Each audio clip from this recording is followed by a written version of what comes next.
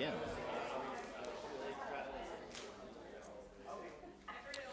All right, can we call to order the meeting for the Santa Barbara County Association of Governments for Thursday, November 21st? Madam Clerk, could you please call the roll? Mic is on. The room is really loud, so as soon as the room gets quiet, we can probably hear everybody, right? I can get closer. It's on. Lights are on. Is this better? Okay, there we go. We're calling to order the SBCAG board meeting. Madam Clerk, could you please call the roll? Director Williams? Here. Hartman? Here. Adam? Here. Lavanino? Here. Toussaint? Here. Waterfield? Here. Mosby? Here. Perotti? Here. Clark? Here. Dominguez? Here. Sierra? Here. And Vice Chair Hart. Here. Director Rubalcaba. Oh, I'm sorry. Rubalcaba. All right, can we please rise to recite the Pledge of Allegiance? Ready, begin. I pledge allegiance to the flag of the United States of America and to the republic For which it stands, one nation, under God, indivisible, with liberty and justice for all.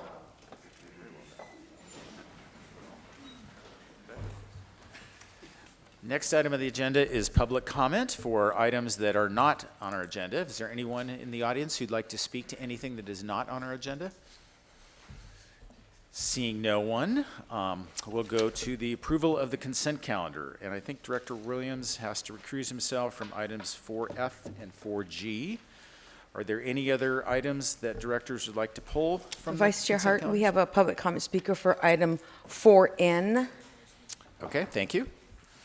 Any other items that directors would like to pull off the consent calendar? Director Perotti? I need to abstain from approval of the minutes. Okay. 4L will take off as well. Let's do the minutes real quick then. Do I have a motion to approve the minutes? I'll just move the balance of the consent agenda with the exception of those Items. There you go. Thank you, Director Williams. including the minutes. Okay. All those in favor, say aye. Aye. Aye. Oppose and abstain. Wait, We have an Who seconded? abstention from Director Waterfield, Director Perotti on the minutes, and Director Rubalcaba on the and minutes. who seconded the motion? Director Hartman, thank you for seconding the motion. And so now we have item 4F and 4G, is that right? Director Williams, we'll see you in a minute. So item 4F. Item 4F, Highway 101 Linden Casitas Project Traffic Management Plan. Approve and authorize the chair to execute amendment number 2 to the cooperative agreement 050303 with the California Department of Transportation for the traffic management program services provided during the construction phase of the Highway 101 Linden Casitas project to increase the scope of work to include street lighting on the Via Real and to add $170,000 for a revised total not to exceed $1,358,000. And 4G, Highway 101, Carpinteria to Santa Barbara, segments 4A to 4E. Approve and authorize the chair to execute amendment number 1 to the agreement with Fair and Piers for the traffic support services for the Highway 101 Carpinteria to Santa Barbara project to add $100,000 for a revised total not to exceed $300,000 and extend the period of performance 2 years ending December 31st, 2021. Were there any questions from directors? We had to pull this off so that Director Williams could recuse himself, but if there are no questions, are there any questions or comments from the audience? Members of the public? Nope. Okay, well then we can have a motion to approve. Move both those approval. items. Director Hartman's made a motion. Is there a second? Director Adams seconded. Any comments to the motion? All those in favor? Director Dominguez? I was informed about this meeting at the last minute. I didn't have a chance to read the packet, so I'm just going to abstain. Okay. All those in favor say aye. Aye. Oppose and abstain. Director Dominguez Abstain. abstains. Okay, the next item that was pulled is item 4L. Mr. Contreras? 4L, fiscal year 2021 overall work program. Provide input on work tasks for SBCAG's new overall work program for fiscal year 2020-21.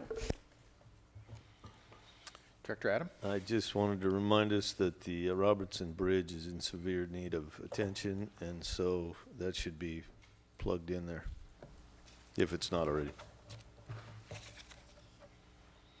Director Kern? Mr. Chairperson, members of the board, and Director Adam, the Robertson Bridge is included in the State Highway Operation and Protection Program, as is also in our Measure A program. So it's a project that's moving forward. It doesn't require any planning from SBCAG, so it wouldn't be appropriate for a work element for that specific project such as that, because the Caltrans would be the lead on that type of project. But it's included in our programming and our moving projects forward, and we're on it. And I can't remember what year it's programmed for. Sarkis, 26, 27. Yeah, Director Mosby knows that it's 26, 27. So it's in the works. Things are happening, and it's on the list. On the inevitable trudge to replacement? Yes. It's Okay. actually a full project, not only to replace a bridge, but also replacing the pavement beyond the bridge. So it's part of a larger project for Caltrans. Okay, I hope it's more than 100 feet. Yes, it's more than 100 feet, if I recall. It's actually quite a large project in scope, and we had a Times question seven. from the city manager on that issue just recently. All right, thank you. Thank you. Next item is N. 4N, Transportation Development Act Triennial Performance Audits. Receive and file triennial performance audits for fiscal years 2015-16 through 2017-18 for Santa Barbara MTD, Santa Maria Area Transit, City of Lompoc Transit, San Ynez Valley Transit, City of Guadalupe Transit, Santa Barbara County, Easy Lift, Santa Maria Organization of Transportation Helpers, and SBCAG, and authorized submittal to the State Controller. And we have one public comment, Mr. Scott Wins. Okay. Mr. Wins, thank you. Good morning, Scott Wins, representing Kaiser Basic. People, I'm going to address specifically MTD. MTD is a losing project. If it wasn't for students, MTD would be half the size it is today. One of the reasons you have MTD transferring students and making some money off of it is because there is an absolute extortion of most of the student bodies at the city college and the university and so forth, where they have to give money for MTD passes even if they're not using them. Now, in the report, we have fiscal year 16, 31.7%, fiscal year 2017, 28.9%, fiscal year 2018, 27.7%. As we have pointed out before, if it hadn't been for the fact that the state of California had allowed MTD to change its accounting procedures, these numbers would be below 18%. MTD is not a good operating system. And the reason it's not is because people are walking away from buses. It's not because they aren't trying. They just bought 14 new buses. What are these numbers doing in here that show that they're a success? You have a 51% subsidy by ratio. I mean, people, this cannot continue. And when you do this, you're being disingenuous and you're taking money away from the streets that should be repaired. And I would urge you to go back to the state of California and beat on a desk and say, you know, we're not going to do this anymore. You have to do the accounting procedures the way a normal business would do it. And MTD should not be allowed to operate a housing project, which is part of this report. MTD, I have read every single page of the charter for MTD. Not one page did I miss. I read the entire thing, and it's really terrible. But it says in it specifically, it is an operation to provide transportation to government entities through the county of Santa Barbara and the cities of South County. They are not supposed to be owning property. They should have sold the property out next to SBCAG. They should have sold the overpass property and put it into a trust fund to help solve their issues with retirement and health benefits. Thank you. Thank you, Mr. Wins. Do we have a motion for, or that was public, no, that was item number N. Do we have a motion for items L and N? Move staff's recommendation. Motion's been made and seconded. Any comments? Are there any public comments on those items and additional? No, we had Mr. Wenz. Okay. All those in favor say aye. Aye. Oppose and abstain. The matter carries unanimously. Thank you. That brings us to item 5. Ms. Contreras, would you please read the item into the record? Item 5, resolution of appreciation for Ed France. Approve and present a resolution of appreciation to Ed France, former executive director of the Santa Barbara Bicycle Coalition, for his contributions to bicycle education, mobility, and safety across Santa Barbara County. Thank you. Ms. Kern? Madam Chair, members of the board, I'm pleased to be here, or maybe I'm sad as well. We wanted to give a resolution of appreciation to Ed France, who was the Santa Barbara Bicycle Coalition Executive Director. So if you don't mind, I would like to read the resolution into the record and then invite Greg Hart here and Ed France up to give some words and have him receive his resolution.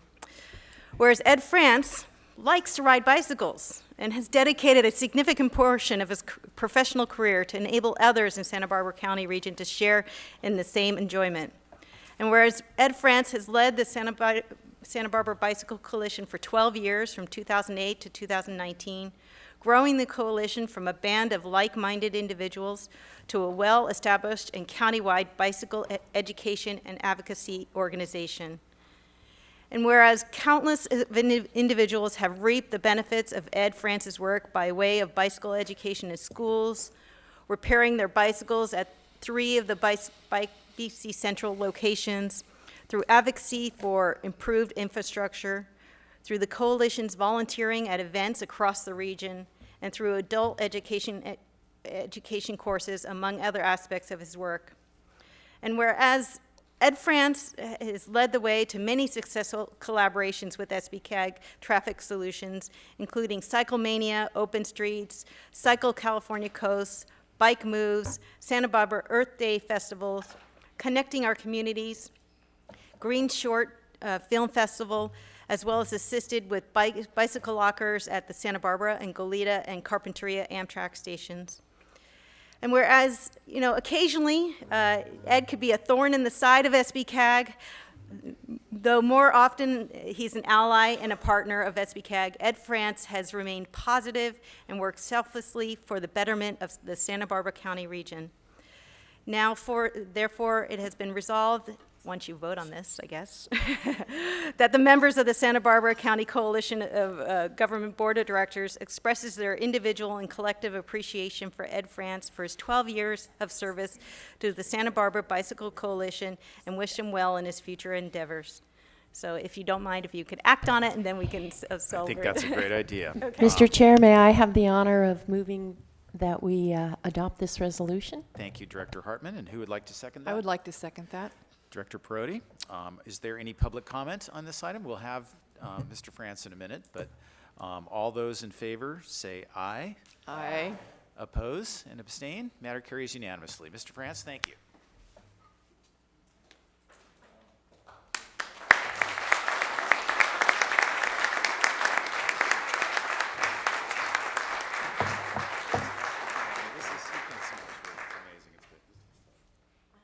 The resolution? Okay. I think it's worth it just seeing him in a suit. We should give him something like this more often.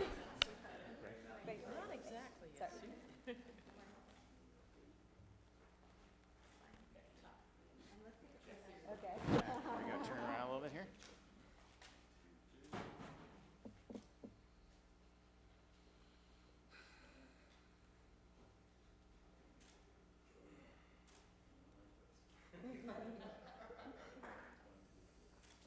All right, your red carpet moment is now the microphone is yours. Yes, Wow.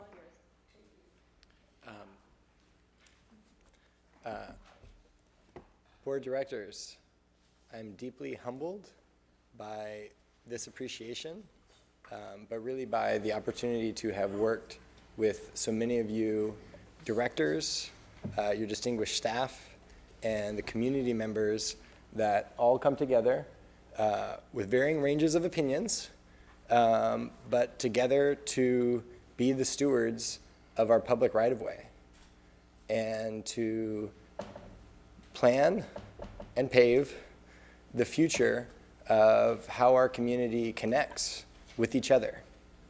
It has been an honor to represent the Santa Barbara Bicycle Coalition for over a decade, and I think that the way that we have been able to have professional relationships and friendships and projects where we collaborate and disagreements, and even in the words, actually, even of Scott Wentz, upon the passing of my predecessor, Ralph Furtick, who helped found the Bicycle Coalition, we might not always agree, but we can be agreeable. And together, we are putting in so much energy for the benefit of the future of this community. So thank you for that opportunity, and I'm deeply humbled. Thank you, Ed, for your leadership.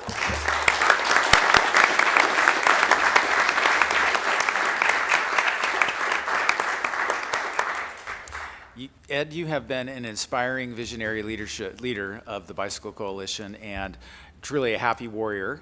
As you said yourself, always doing it with the right intentions, with the right approach, working collaboratively with people, and it does demonstrate, particularly important in this moment in our history, that working together we can accomplish more than we can do separately. And the concrete, real-life improvements that exist down in the bicycle system in our South County's communities and throughout the county are really a tribute to the work that you and the Bicycle Coalition have done with other allies, and there's just more to happen. I know you're going to be part of that in a different way, and we just want to thank you for all your work.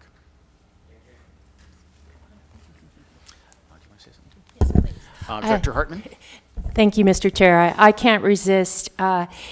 You have been an advisor and just an extraordinary leader in our community, and you've really transformed active transportation in South County, and now you're reaching up to the rest of the county. The BC Centro up in Santa Maria has been really a cultural center and a place where children are mentored, and we have education programs, and it just has such an enormous effect for our entire county. And you have been an extraordinary leader, and now you're going to teach other people how to follow learn some of your leadership techniques and skills. So we're going to miss you, but you're going to do even better things.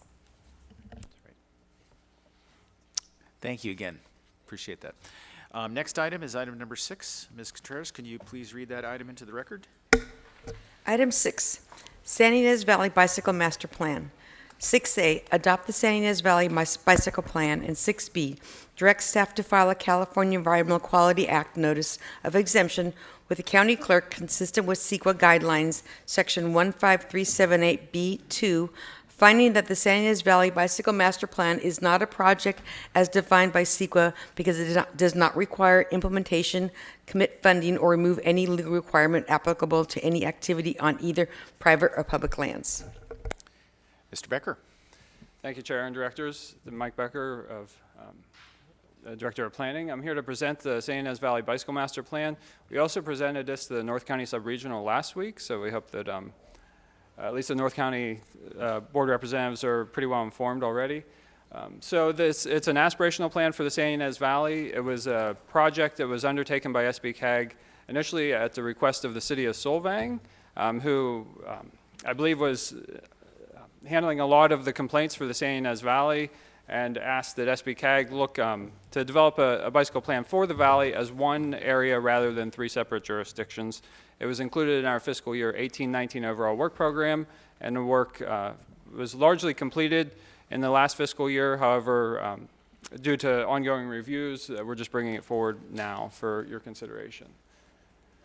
So as we got into this process, we wanted to look at 3 different types of cyclists. On the left, you see kids, which is one of our primary focuses. In the middle, we have what I'd call the casual recreational cyclist, or the bicycle commuter, somebody who perhaps doesn't want to or is not comfortable straying too far away from a bike path or a bike lane. And on the right, you have the road cyclists, who, in the great scheme of things, they're not really don't need the bike lanes. They're more concerned with smooth pavement out in the hinterlands. So those are the three groups that we looked at, and through this project, we really focused on the left, the kids and the people who aren't wearing spandex as they ride a bike. So as we got started, we looked at the existing plans. Each of the jurisdictions, including SBCAG, already has an existing plan in place. So we looked at those. We said, what are the projects that were included in those plans? What are the projects that haven't been implemented and may still be relevant? And we'll carry them forward as appropriate. We cataloged and looked at the existing bicycle network to determine how connected it is or how unconnected it is. And you can see on here is the blue, as we got started, the blue is the existing bike lanes, the green is there's one bike path in the valley in between what I'd say almost Alamo Pintado Road and almost the high school. And then there's one area in Buellton that had been designated as a bike route. I will note that since this project got underway, there have been a series of bicycle improvements implemented in the valley. Chalk Hill Road in the city of Solvang has bike lanes on it now. Fjord Drive, which we'll hear more about here in a bit, has bike lanes on it now. The county went in on Alamo Pintado Road where there was an oak tree and a eucalyptus tree. We're squeezing the road, and otherwise you have about 4 or 5 miles of consistent bike lanes until this one spot where, while it may not seem like a big thing, it may be enough to deter some cyclists from using those bike lanes. So the county, for at least one direction, because that is what was easily feasible, built a bike path around the backside of the oak tree just to connect the bike lanes in that one direction, which, while a small improvement, may have a big impact on some people. And additionally, in the city of Buellton, the city formalized, it was a Second Ave as a bike route, which connects the schools, and allocated some funding to advance a bicycle pump track in their Riverview Park. So there's some things that has happened. In addition, we looked at bicycle collisions for a 5-year period, which was, at the time, it was 2012 to 2016. There was 21 collisions, I believe, in the St. Inez Valley involving a bicyclist. Not all of them are bike car, some are bike fixed object, or it's really anything that ends up getting reported to the police. So it's not always bike versus car. The one thing that's interesting to note out of these is when you do see that there's some in Buellton along 246, well, the bike lanes there are relatively new, so these crashes occurred before there were bike lanes on 246. But there's only one location where there was a crash involving a bicyclist in an area that had bicycle infrastructure in place. Every other one occurred in locations that did not have existing bicycle infrastructure. So we took what we learned through reviewing existing plans, looking at the bicycle network, looking at the safety, and then we went to the public. We had a series of 2 public workshops, one in Buellton and one in Solvang on back-to-back evenings. And we asked the public, we said, here's what we know, here's what we've learned through this process, tell us what we don't know. In addition to telling us what we don't know and clarifying some of these issues that we have learned of, help us identify potential solutions. So after we got the feedback from the public, we went back to the advisory committee to discuss the feedback we had and what was in the existing plans and the safety issues to develop potential solutions to mitigate some of the concerns that have been raised through the process. Following that, so that turned into a long list of projects, and we're quite aware that having a long list of projects is not always beneficial, that there's a limited amount of capacity and funding to implement them, so we wanted the public to prioritize the projects. We said, here's a long list. There's no way that we're going to be able to implement them all, so help us identify which ones are the most important to you. So we had categorized them into a few tiers, Tier 1 being the biggest, so we described that as transformative and expensive projects. Tier 2 were medium-sized projects, and Tier 3 were minor projects, and the minor projects we felt could be implemented alongside ongoing road maintenance activities, so we did not ask the public to prioritize them. But for the Tier 1, the big ones, we said, can you help us identify the top 3? For Tier 2, we said, help us identify the top 5. And that's essentially with the second round of public workshops, which occurred in March. That's what we were asking the public to do. And we ended up with the projects that were listed in the plan. So the number 1 project for the big, there was 3 projects. The highest priority was trail, San Ynez River Trail between Buellton and Solvang. The second being a trail from Los Olivos to Los Alamos along a former railroad corridor. And the third being the Sunnyfield Spur, which is a connection from the existing bike path along 246 to Sunnyfields Park in Solvang. Here's what a complete build-out would look like. Nobody expects the build-out to happen. This is just essentially the sum of all projects, including what we've described as aspirational projects, being those projects that were identified during the planning process, however, they didn't meet the priority threshold. So this is everything. This is the aspiration of the future.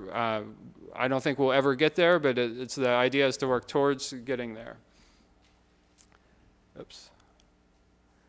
So also to highlight, alongside this project, there's really the focus is on kids. It's how do we do three things. Number one, provide safe place for kids to ride bikes. Number two, provide bike education in school so the kids do know how to ride safely. Lots of times the complaints we hear is bikers don't know how to ride, blowing through stop signs and red lights. Well, if we have education in school, maybe that can help work towards solving that. And the third is to provide safe routes for the children to ride from their homes to their schools and back. So the three-pronged approach for improving bicycling in the valley for kids. So this is bike racks on the south coast and at an elementary school. We visited elementary schools in the valley, and I think the max we saw was probably about 3 bikes. And I think in terms of working towards a future where we improve the bicycle network for kids, we provide education, we provide places for kids to ride bikes after school, that this is what the bike racks in the valley will look like as well.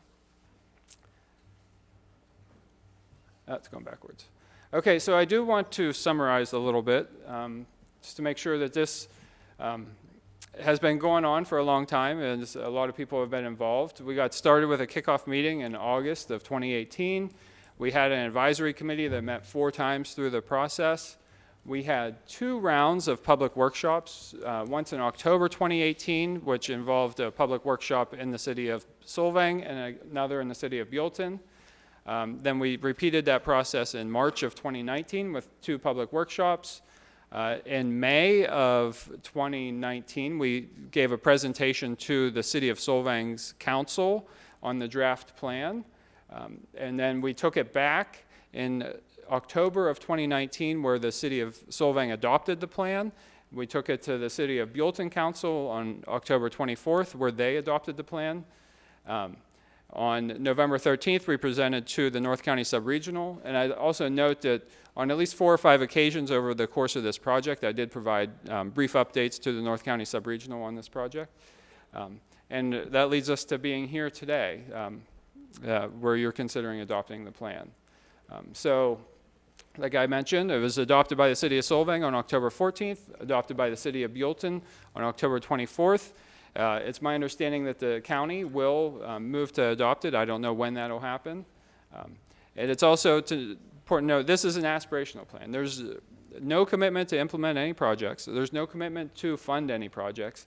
This is as opportunities arise, as jurisdictions have the capacity to move projects forward. Here's a list of the community's priorities that have gone through a good planning process to work towards an alternative future where bicycling in the valley is better accommodated. We'll note, as it was read into the record, that we're going to file a notice of exemption for CEQA. For this plan, as it's an aspirational plan, it's not subject to programmatic EIR or a programmatic review, but individual projects, as they move forward and as they are subject to CEQA, will be reviewed by the implementing agencies.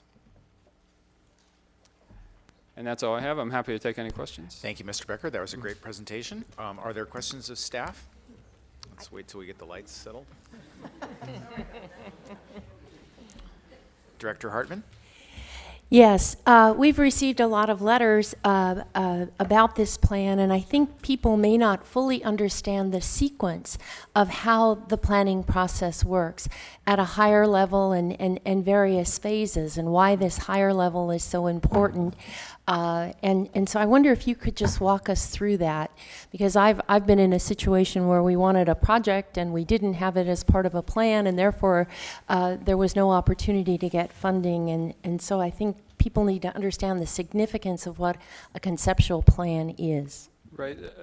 Lots of times for these projects, particularly the big ones, will not be funded locally. They'll be funded through state grant programs. And it's through the planning process and the people who participate in the planning process that we identify the projects to include. And ultimately, in order to chase state grant funding, there needs to be a planning process behind it. As staff, we don't go out and pick which projects to include in plans. There's analysis that goes behind it. There's the public process that goes behind it. It helps identify what the priorities are, and then we take those as there's capacity and as we have political support for to try and procure the funding to implement those projects. But ultimately, if there's not a plan, it's very difficult to seek state grant funding for any project. Director Waterfield. Hi, my name is Etta Waterfield, and I'm substituting for Mayor Alice Patino. She's been more briefed on this plan than I have. I've noticed all the great letters that we've had, but I have also received about 6 letters pertaining to the San Ynez Mobile Estate Park, and they have indicated that they were not included in the process of this, and they're concerned about a lot of traffic going by them and going through their residence. Can you address this in regards to their concerns? Sure. So when we got through this process, we did what we could to get the word out for public workshops. We had paid advertising in the local newspapers. We actually had some press coverage too, some free coverage by the press. We had flyered locations in the valley in terms of libraries, cafes, city halls. I know Supervisor Hartman's office did an email blast for the workshops, which I believe is a quite large email list. So, I can't speak to why people participate in a process or not. Ultimately, it's the people who are interested in improving the area for bicycles tend to be the ones who gravitate towards the public workshops and be involved in the process. And I think ultimately what caught the attention, and we have Matt Vanderlyn, who's a public works director for the city of Solvang here. He could discuss, or he could speak to the bike lanes on Fjord Drive. But as this project, in between when we took the draft plan to the city of Solvang Council and when the city adopted it, the city installed bicycle lanes on Fjord Drive, and that's what caught the attention of this community. And I'm not saying that's a bad thing. I think the more people that are involved in the process is better. We want to hear everybody's voice. So that turned into looking at the San Ynez River Trail, which was a project that it was originally listed in the 2015 Regional Active Transportation Plan. It's included in the Regional Transportation Plan. It was carried forward into this project, and ultimately it's a study corridor. We know that there's a desire to connect Solvang and Buellton via a bicycle trail, and that's part of a broader vision for the valley of ultimately going from the west end of Buellton to San Ynez. So this is one segment of it. One segment of it already exists between Alamo Pintado and the high school. And so we have a project going on right now with the county and the 2 cities and SBCAG partnered up to hire a consultant where we're looking at potential alignments to what's possible in terms of connecting Buellton and Solvang. And the consultant, we asked them to consider a minimum of 7 alignments. So that'd be south side of the river, north side of the river, along the highway, and any number of hybrid options of those 3. And to look at what are the environmental constraints, the land ownership constraints, what's possible, what's not possible. And one of the major factors that will play into that is the the public input. There'll be a public workshop that'll occur sometime in late February or early March, likely in Solvang, where we'll be seeking the public's input on where they feel a bike path should go. And the path, in addition to it's a multi-purpose trail is what the vision is. It would be for walkers, joggers, bikers, or equestrians, somehow to get between the west end of Buellton and Solvang. The plan doesn't say where it's going to go. The concept is to connect the cities, and there is one option of it would connect to Fjord Drive, but we don't know that. That's why we have a consultant under contract, so we can figure out where the best places are. The plan doesn't say it'll connect to Fjord Drive. Okay. And ultimately, the project that we have going on is just to identify what those factors are and what are the considerations that we should be considering. And it's going to be a political decision on where that path should go. And it'll come back to the county, the city of Solvang, and the city of Buellton somehow joining together to discuss, based on all the information that's out there and what comes out of the study, where that trail should go. Well, I thank you for that answer. And if I could just please ask one more thing, that when you do get when you do get started with this process of where the paths could go, please reach out to the mobile home residents. Yes. And I know I'm sure they'll be happy to participate in this process. Yeah, we have on the 13th of November, Mayor Toussaint, Councilmember Johnson of Solvang, and myself were invited to a community meeting with the mobile home community and the Fjord Drive neighborhood. And I had a sign-up sheet if you want me to directly contact you with when this workshop will be. Once we nail the date and time and location down, give me your email address, and I got a dozen or so email addresses. And I know that I talked with Deborah Deady, who I'm sure is going to have a comment here in a minute. She's going to share her email list as well. So that if anybody is well informed of the public workshop, it'll be that community. Thank you very much. Thank you, Director Waterfield. Director Williams? Well, and I suppose it's also fair to say that the process continues, because each leg will have to have a actual construction project and have to go through approvals and receive public testimony at that time, too. Yeah, absolutely, Director Williams. Each of the projects that are required to undergo CEQA review will go through CEQA process, which includes a public component. There'll be a design component that also will include a public process. So absolutely, the conversation continues. There's nothing is being set in stone today or anytime soon regarding where exactly that path would go. Director Perotti? Thank you, Chair. I'll start with, maybe I'm getting a little ahead of myself, but if this is moving forward, who maintains the trails? A lot of the letters that we've received were very concerned about trash and sanitation and crime, homelessness. How are their trails maintained? And Director Perotti, it's a good question.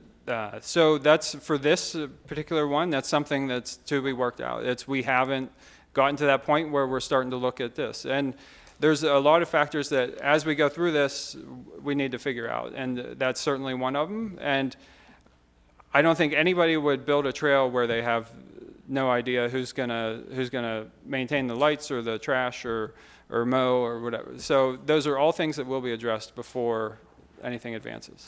And then have you, it looks like you have been speaking with the schools and the parents, and are they in favor of this trail? How are the parents reacting? I haven't seen any. Yeah, so in terms of the trail, I think we've received a lot of comment letters, and there are some in support and some against. So other than what I've read in the comment letters, I don't want to speak for other people.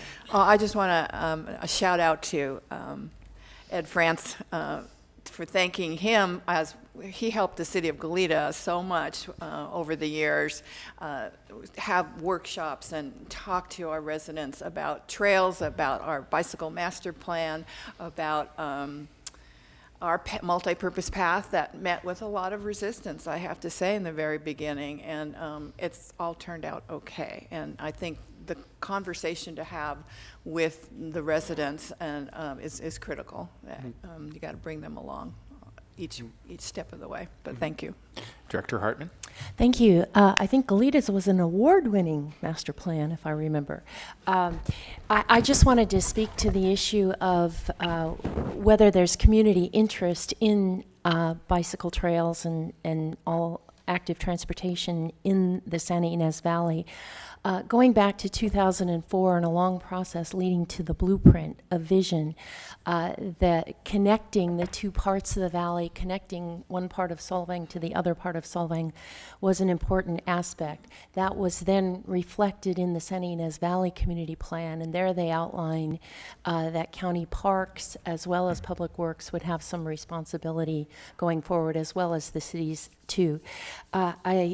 We are seeking to introduce educational programs with SBCAG in all of our Santa Ynez Valley schools. And we've been working, Mayor Toussaint and Mayor Sierra and I, with SB Bike and the Y to apply for a grant to educate children how to cycle and how to use trails and how to be safe and how to be safe drivers in cars.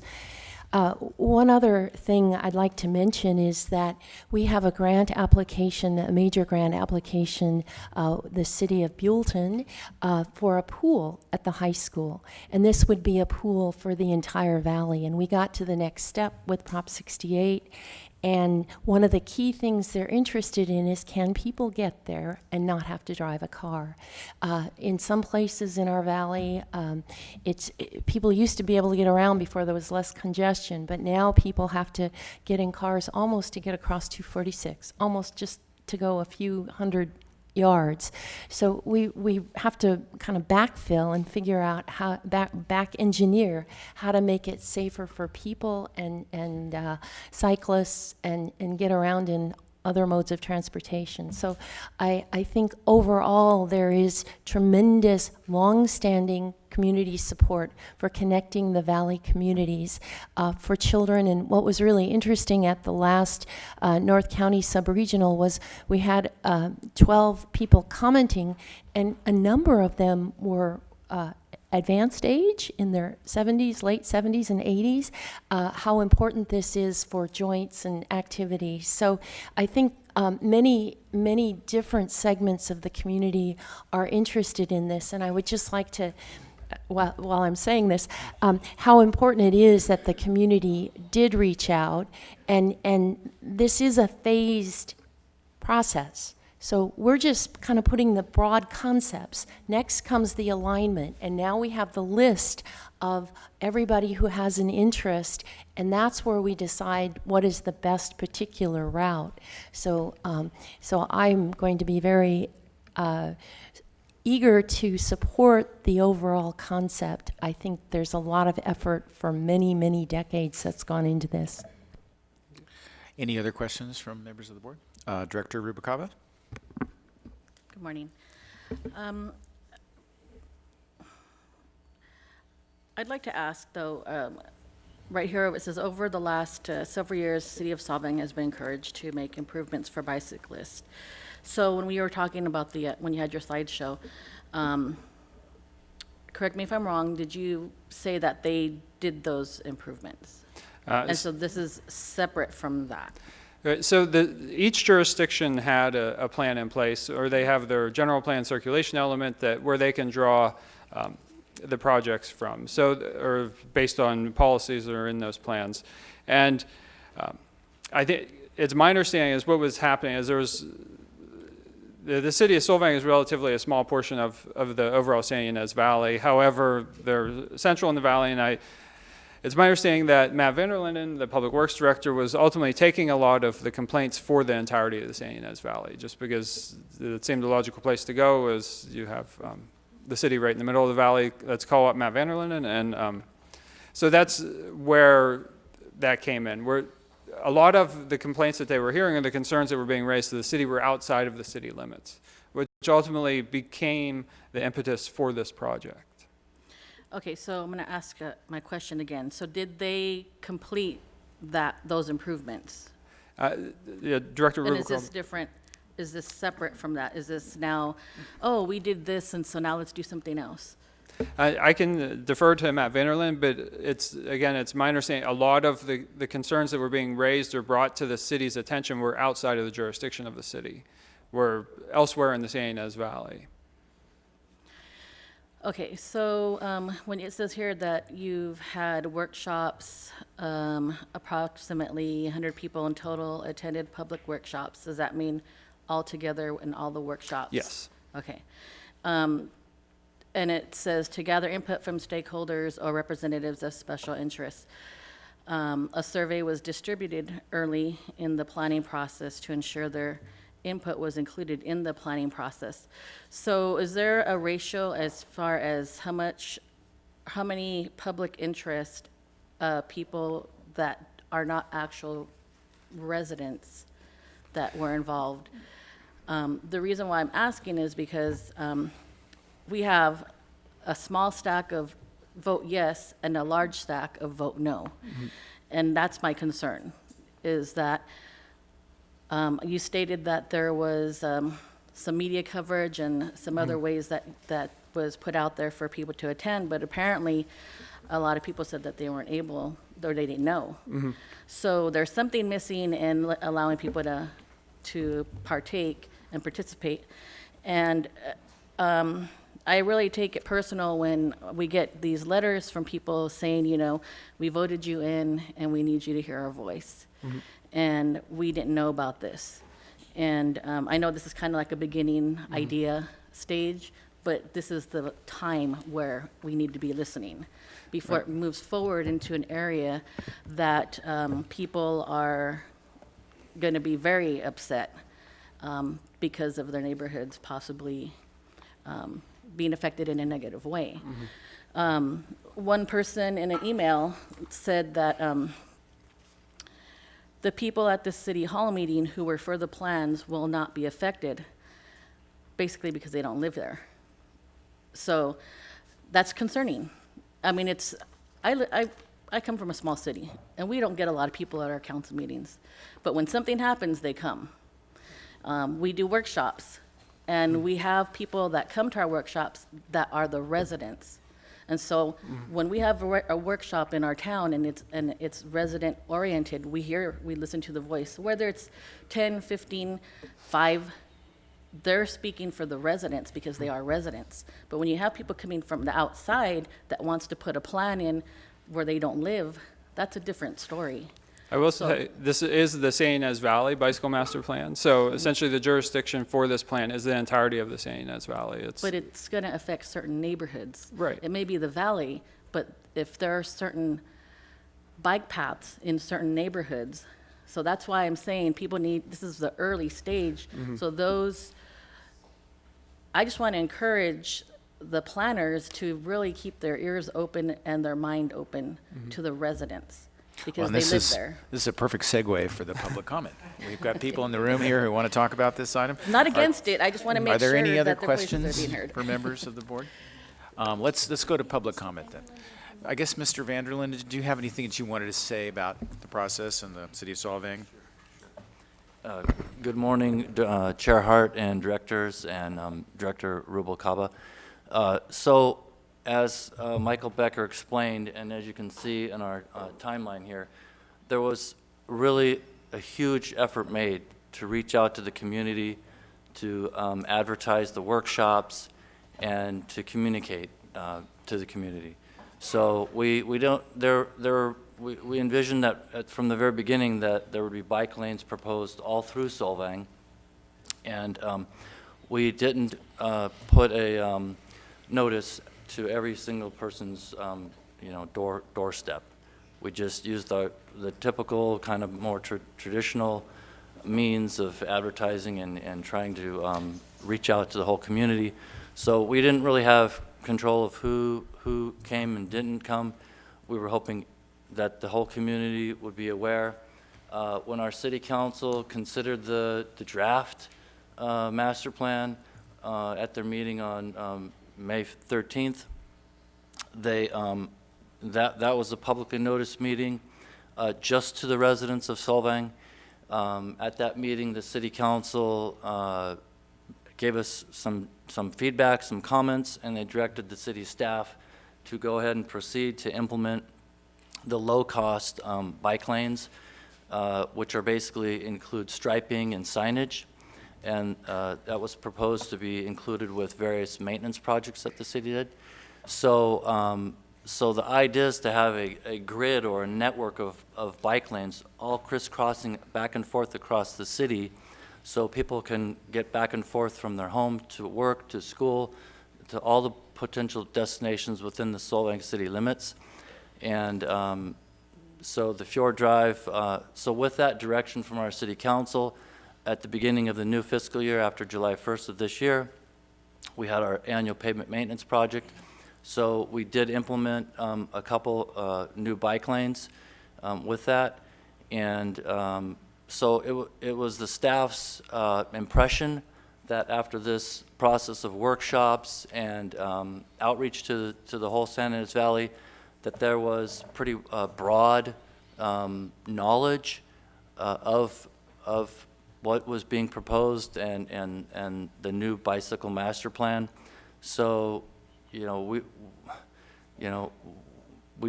it was our understanding that that was pretty widely known, and so we went ahead based on the city council direction and started implementing some of these low-cost bike lanes.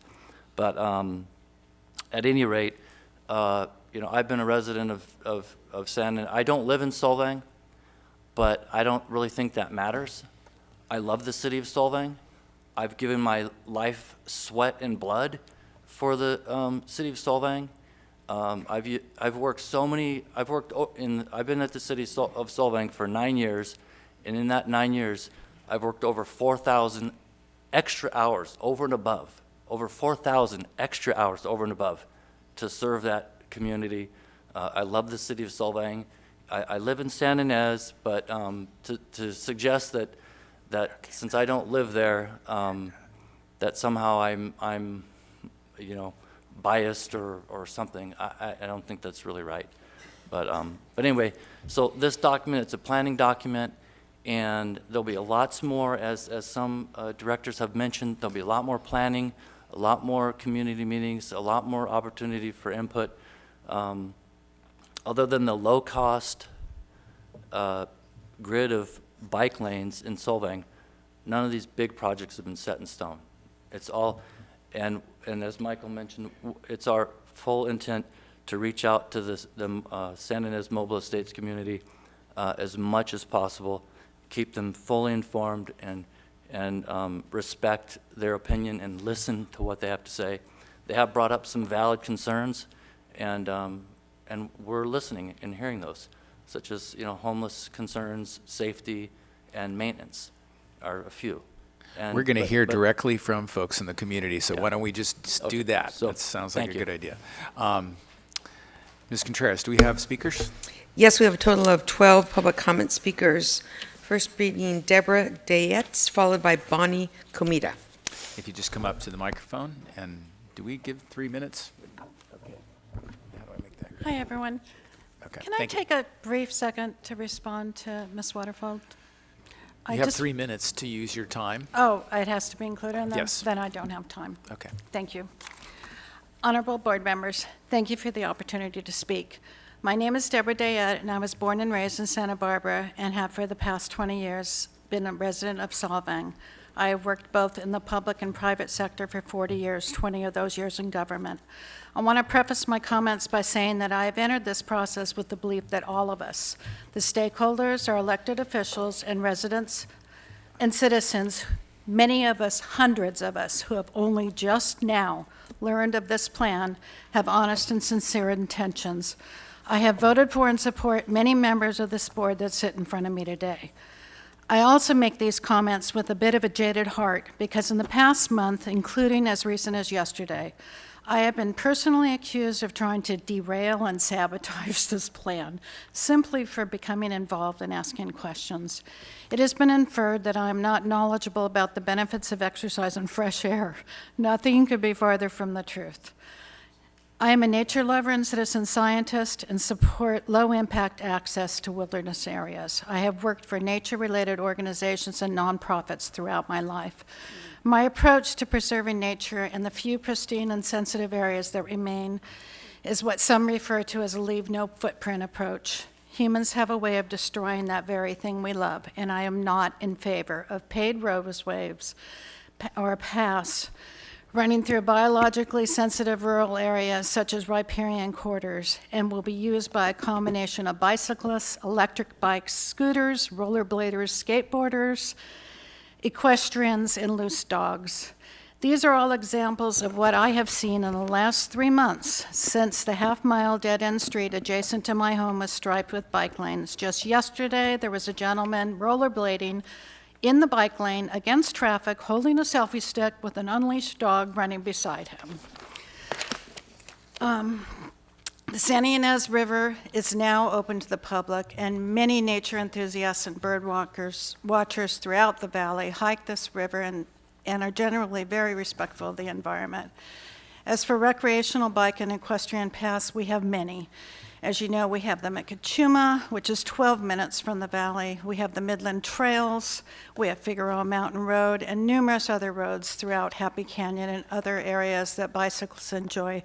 They come up from Santa Barbara with their bikes. They do it now. I don't want to forget the Gaviota Coast, the Aniso Bike Trail, although as you probably know, that bike trail has fallen into disrepair and many portions of it are closed because there was no money put aside to maintain that. And it's subject to the harsh elements, just as a river trail would be exposed to the flooding along the Santa Ynez River bank. This master plan is not a single plan, but a collection of plans. On page 33, it states that the Santa Ynez River Trail is the highest priority Tier 1 project. It's a multi-million-dollar plan, Excuse but it's me. the only project I'm in the sorry that entire your time plan. has expired. I apologize, but Okay, 3 then I minutes ask goes you to fast. please read my letters. Thank you very much. Next person. Ms. Contreras, who's next up? Bonnie Comida. Good morning. My name is Bonnie Comida, and I am a resident of the Santa Ynez Mobile Home Estates, which has been mentioned this morning. The way I heard about the Santa Ynez Bike Master Plan was one morning in late July. I woke up, took my dog for a walk down on Fjords Drive, and I saw painted white lines that looked like an airplane tarmac. I said, it was kind of scary. What is this about? I asked my neighbors if they knew what it was about. No one seems to be knew anything about it. We had no notification until after the fact when we got a letter from Matt Vanderlinden of Solvang City apologizing for not letting us know. A large group of concerned citizens in and around the proposed bike trail hosted a 100-plus persons forum where we invited some of our officials to answer questions about the proposed new river trail. We, meaning this group of vote no on the plan, have spent countless hours since we learned about it on trying to promote people to know what's going on. The other thing, the plan itself to me is extremely convoluted. It's not just one thing, it's another thing, it's another thing. There's a lot of pink clouds and idealism, which we know doesn't work. But my biggest concern is the issue of the homeless.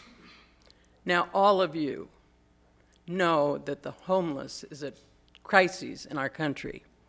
And it appears that river trails, and particularly bike trails, are magnets to the homeless. I would prefer that the dollars that you're going to spend considering this plan be given to help homeless rediscover their lives.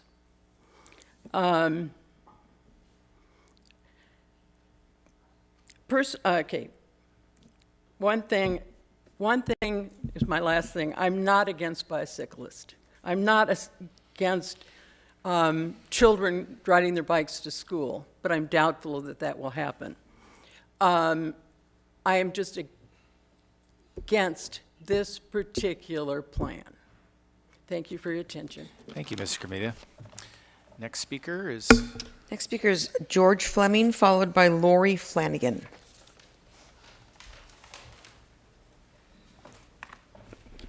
Thank you, SBCAG members. Appreciate the opportunity.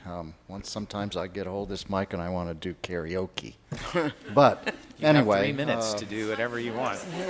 And you don't want to hear that. Mike brought up, and Matt brought up that when they did this, we're doing these studies and workshops, they canvassed everybody to attend, and somehow we fell out of the loop. I live in Rancho San Ynez Mobile Home Estates, right on fjord. We also have, it's not just us, it's the stick houses down further, and that's called Alisaw Glen. Those people are very concerned too. And we, as far as I know, at least I'm on top of things, and we were not notified of any of this. The canvassing didn't get down to the lower part of the river. So anyway, let me go into my spiel here. Let you know our concerns, the master bike plan for the Solvang area, more in particular the plan for Fjord Drive, the possible connection, TBD, to the proposed San Ynez River Trail alignment. If we could just pull that out, that line item of this plan, this section on the alignment, to be removed until and examined and looked at thoroughly and agreed mutually by all those concerned, which is really the biggest concern is our park and Alisaw community down further, Alisaw Glen. First concerns, the residents along Fjord Drive were never in the loop as to the planning of the bike lane. We woke up one day and there it was, totally uninformed as to what's going on, being that this bike lane is directly abutting many houses that are located on fjord, and I had no say in the process, we find quite disturbing. Also, that the city of Solvang did this on their own without notifying the neighborhoods that were affected. This is really not a way to treat your fellow neighbors or tax-paying citizens. Second, the proposed trail, river trail, which is to hook up at the end of fjord, has many issues as to property rights, environmental concerns, homeless encroachment, and wildlife habitat concerns, to say the least. Also, the river trail extends through through to Buellton, will open up Fjord Drive to the world and create a situation that will promote a thoroughfare of transient people and encampments, which is already happening into Lompoc, and we have an encampment under 101 in Buellton. So it's already creeping. This is already happening in many cities throughout California. The Jodata Trail up in Santa Rosa, down south along the basin in LA, they're squatting all over, and once they do that, you're going to have a heck of a time getting them off. Mr. Fleming, your time has expired okay. too. I've got a little more out. Maybe I can put it in the record. That would be great. Okay, Thank who you. would I give that to? Appreciate that. You can give that to our clerk. Okay. And she'll make sure we all get it. Next person to speak is Lori Flanagan. Good morning. My name is Lori Flanagan, and I live in the Santa Ynez Mobile Home Park also. I moved there 2 years ago, and I moved from the Riverside County area where I lived near a bike trail. And I'm strongly against the bike trail where you're planning to put it. It brought in a great deal of chaos. It brought in homeless encampments, drug use, discarded needles, human waste, and brought in a multitude of health and safety issues. Also, there's been a fire official who was asked regarding the brush fires in California and who is responsible for the majority of them. 90% of the brush fires in California are caused by the homeless. Now, we have a bike trail that's been put in that's a bike trail to nowhere. It ends, it can't go anywhere, so the bikers that are coming in now are cutting through our mobile home park, which is causing a great deal of safety hazards. I almost got ran down by one. Also, Fjord has 8 exits. It's a quarter-mile long and has 8 exits coming out to the street where children play, cars coming out, and we've also already had 1 death on Fjord years ago because of this, and a bike accident. We're not against bike trails, it's just not the place for it. Thank you. Next speaker. Next speaker is Marcia Galbraith, followed by Mr. Scott Wins. Good morning, Honorable Chair and members of the board. I just want to point out to Director Cava, thank you for pointing out this is the time for listening before the alignment is chosen. My name is Marcia Galbraith, and I'm a resident and homeowner. I live at 54 Sandalwood Way on Fjord Drive.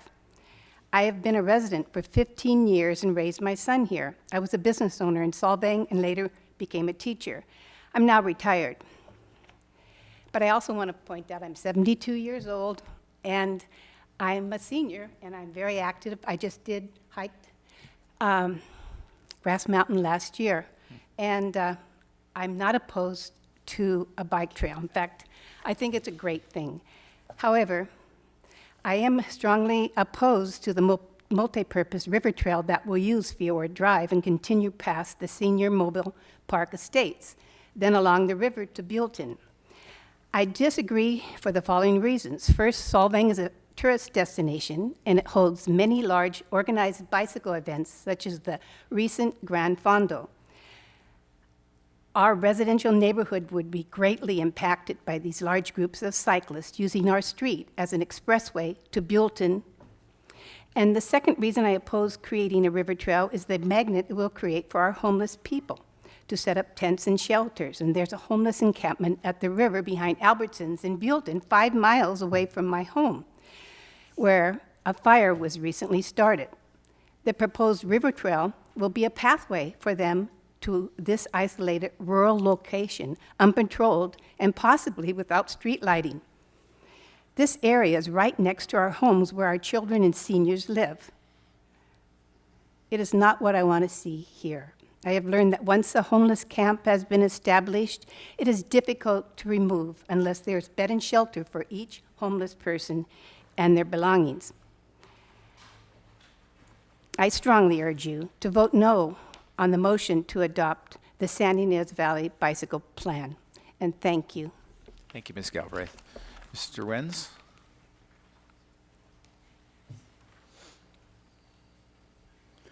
Members of the board, Scott Wins representing Cars Are Basic. As you all know, Councilman Hart, Supervisor Hart, Supervisor Williams know that I'm a biker. Until my ankles went bad, I used to do 50 to 70 miles every week, and on holidays I tried to get over 100, 150 miles. So I know something about biking, and I can tell you that this plan is basically a wrong plan. The staff report, as I read it, points out that there's been a reduction in the number of bicycle accidents in this area. Well, the population's gone up. So what does that mean? Does it mean you have to have more bike paths? Well, if the bike accidents are going down and the population is going up and there haven't been any more paths put in, then you don't have a problem. It's my personal opinion as a biker that the Chalk Hill bike path is a stupid plan. I mean, it is insane. That's a really bad road to put a bicyclist on. It has a bunch of people going up and down from residential areas there, and it is an old ag road that is very difficult for cars to maneuver, let alone a bicyclist.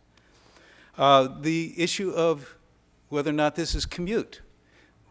The commute for most of the valley is Santa Maria, Vandenberg, and Santa Barbara. People don't commute up and down to go to work in Solvang and Buellton because they work other places. You have a situation where most of the weight people and the bakers for Solvang come out of Lompoc. That's 18 miles away. They're not going to bike. You have the situation with the casino. They bus everybody in. They require that everybody gets bused into the casino. You're not going to have any necessity for bikes there. You have the issue of e-bikes. One of the letters that was posted on site was talking about e-bikes. Well, this is one of the major problems I have with the city of Santa Barbara. You're having motorcycles now that are e-bikes. It doesn't make any difference that they're not gasoline operated. They're motorcycles. Well, that takes away the whole argument having to do with, well, let's get out and be active. Well, if you're running an e-bike, you're not riding it. You're not pedaling it, you're riding it. You know, there's a whole list of things. I'll end with this. I was at the Solvang City Council 2 years ago, and there was a whole host of issues having to do with the roads.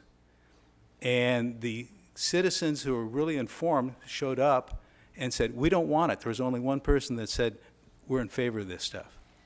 And the gentleman over here from the city of Solvang said, well, I was really surprised. I thought more people would be for it. That'll give you the idea of what's going on in the valley. They don't want this. And by the way, I'm also representing 3 people from the valley, one of whom just works over here. Thank you. Thank you, Mr. Wentz. Ms. Contreras, who are the next speakers? Next speaker is Corey Evans, followed by Michelle Sevilla.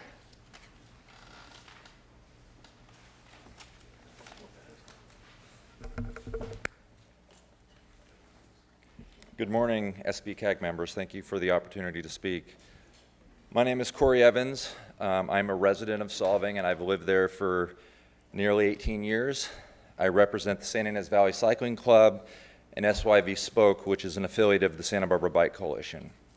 I've been involved in the Santa Ynez Valley Bicycle Master Plan for over 2 years. I participated in many steering committee meetings and public forums. The plan, which your committee commissioned Mike Becker and others to put together, is a comprehensive blueprint for a much-needed bike network in the Santa Ynez Valley. Apart from one existing 1.3-mile Class 1 bike path, which has very dangerous ingress and egress points, and a few Class 3 painted bike lanes, our valley is very far behind the rest of the county in developing safe, appropriate bike infrastructure. I also own the local bike shop in Solvang, and I speak to countless families every day who are concerned that there are no safe places for their children to bike. They resort to playgrounds to teach their children to ride bikes because the residential and city streets are too busy with traffic.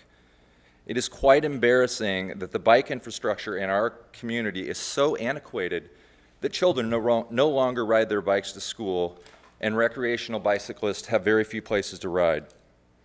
The Santa Ynez Valley is a world-class cycling destination, yet we fail to provide routes for recreational riders and families to ride safely away from traffic. This plan will create safer routes to school for children and will also implement new programs in schools to teach children about bike safety and the rules of the road. As a bicyclist, I too am a steward of the environment, and I want to see comprehensive studies on the impacts of local bike path. All good public policy, and this is good policy, will certainly follow due diligence in addressing all environmental, ecological, safety, and fiscal concerns. You have received emails from other concerned citizens who are convinced that we are going to build bicycle paths in their communities without their consent. This is simply not the truth. We want to include them in the process, and their concerns are valid. We want to work with them to overcome these potential obstacles, and will draw on examples of due diligence from progress with bike projects in other communities. I ask you to please vote yes to adopt the Santa Ynez Valley Bicycle Master Plan in its entirety, so that we can begin working as a community to build a safer, greener, sustainable bike route for the Santa Ynez Valley for generations to come. And I wanted to speak on one other point about maintaining this path. The Santa Ynez Valley Cycling Club currently adopts Armor Ranch Road, and we clean it 4 times a year, and we will happily maintain that trail and any and other trail that is implemented in this plan. Thank you very much for your time. Thank you, Mr. Evans. Ms. Director, I'm sorry, I apologize. Michelle Sevilla wants to speak on item 8. Okay. Our next speaker will be Nancy Mulholland.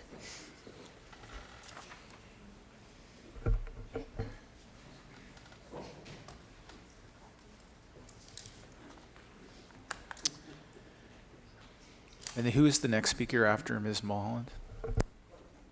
Kim Freisley. Okay, just, Mr. Freisley, just a second. Ms. Mulholland's coming. Just want you to be ready is all. Oh, okay, sorry.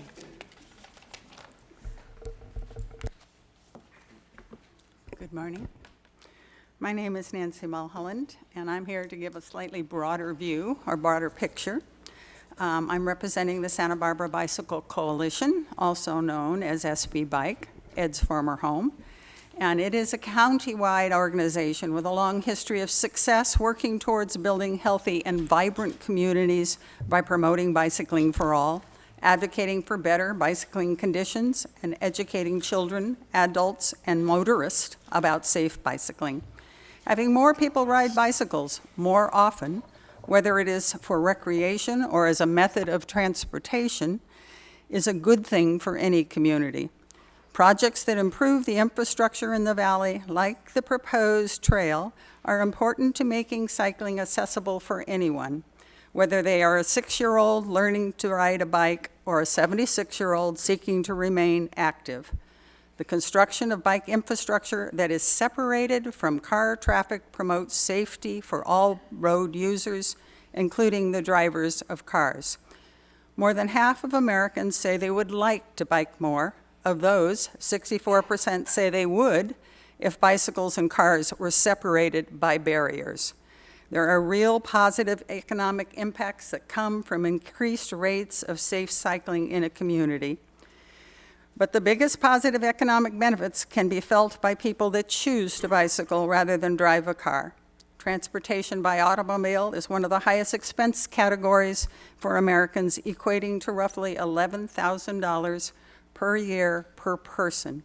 Biking is one of the most income diverse activities in the United States, and it is important to the lowest income commuters who often have few other options. Enabling a variety of mobility options for people is a way to create successful and more livable regions. We at SB Bike ask that SBCAG continue to support multimodal transportation planning through initiatives like this master plan, and we encourage you to vote yes and adopt the plan as an overall vision for the area. Thank you. Good. Thank you, Ms. Mulholland. Kim, you're next. And then following him is Mr. Gary Duville, Mike Hecker, and Ed France. Great, thank you. Mr. Chair, members of the board, good morning. My name is Kim Freisley. I have a residence in Rancho San Ynez Mobile Home Park. And I would start off by saying that I can verify some of the things that have been said by some of the speakers from our neighborhood. There has been an increase in pedestrian use of the street because they see the bike lane as theirs. I've seen them walking two abreast out in the street. The issue of wildlife habitat has been brought up. We had a coyote in our across from our mobile home about 30 feet away about 3 weeks ago, just wandering around, and we see coyotes, raccoons. There have been bobcat sightings nearby, and the bobcats aren't frequent, but they are there.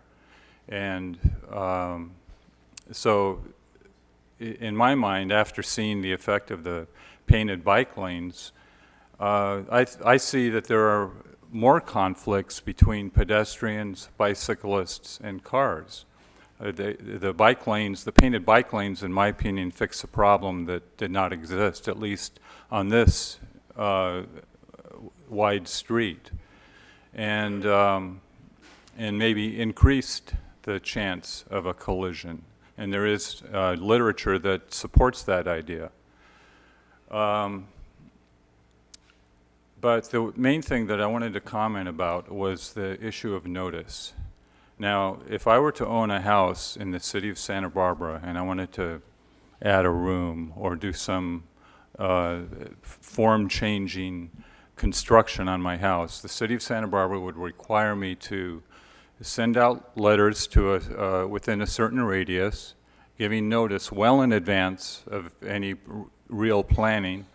I would have to post a yellow plastic sign that would sit in front of the house that's about 20 inches by 30 inches, it's called Notice of Development.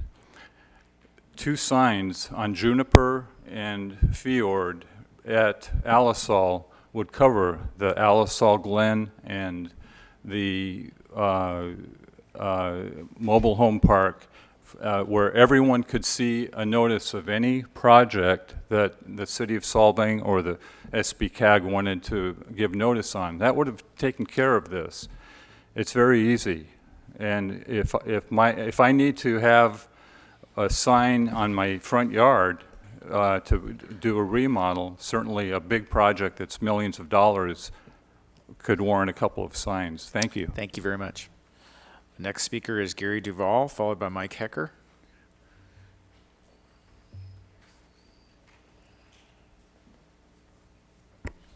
Good morning, members of the board. My name is Gary Duval.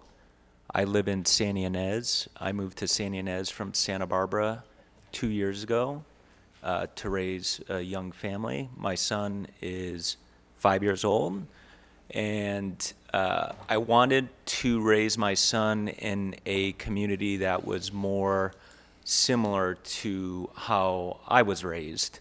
I grew up in the East Coast, outside of Hartford, in our rural community, and I was riding bicycles from when basically as soon as I could walk.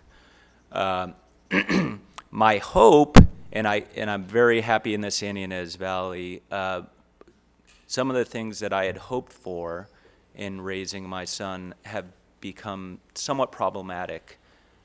And this is going to be kind of the emphasis of my remarks. I just went for a bike ride with him on Sunday, and it was limited to less than a quarter mile. And we rode over towards Calzada on some streets, none of which have bike lanes, but are not well traveled. And as soon as we got to Calzada, we were forced to turn around because although much money has been invested to repave Calzada, there are no bike lanes. So I am in great support of this master plan that lays a aspirational vision for things that can be accomplished in the valley over the next several decades. I am in favor of some of the specifics that are to be determined. I think that investing in bicycling infrastructure in the community will be fantastic in the near term, in the long term, for health and wellness reasons, for safety, for raising children. I think the economic benefits will be fantastic as well, where we'll be able to recruit in and invite in younger families that are very interested in having this type of infrastructure in place. And so thank you very much, and please vote yes. Thank you. Mr. Hecker, followed by Ed France.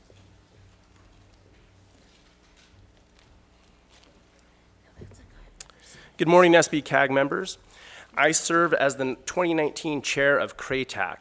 That's Santa Barbara County's very own Riding and Hiking Trail Advisory Committee. In your packet, you will find a letter from CRATAC in support of this board's adoption of the Santa Ynez Valley Bicycle Master Plan. I also serve as director of the Santa Ynez Valley Spoke, which is a chapter of the Santa Barbara Bicycle Coalition, and that group also endorses the plan. However, I'm not here in any official capacity. I appear in front of you today as a father of two, a local small business owner, a fourth-generation Santa Ynez Valley resident, and a lifelong bicycle rider who has traveled extensively and experienced world-class bicycle infrastructure in many communities in California, throughout the United States, and abroad. The Santa Ynez Valley's lack of commitment to the bicycle as a form of transportation and for recreation over the past 4 decades has led us to today. The valley is overwhelmed with traffic. Parents always drive their children to school, and there are very few bicycle commuters. This is because there is a perception that bicycling in the valley is dangerous, when in fact that is not true. It is simply for a lack of bicycle infrastructure and educational programs that cycling appears to struggle in our community. It doesn't need to be this way any longer, as we have such a great opportunity to really plan in a smart way for the next 40 years right here in front of us today.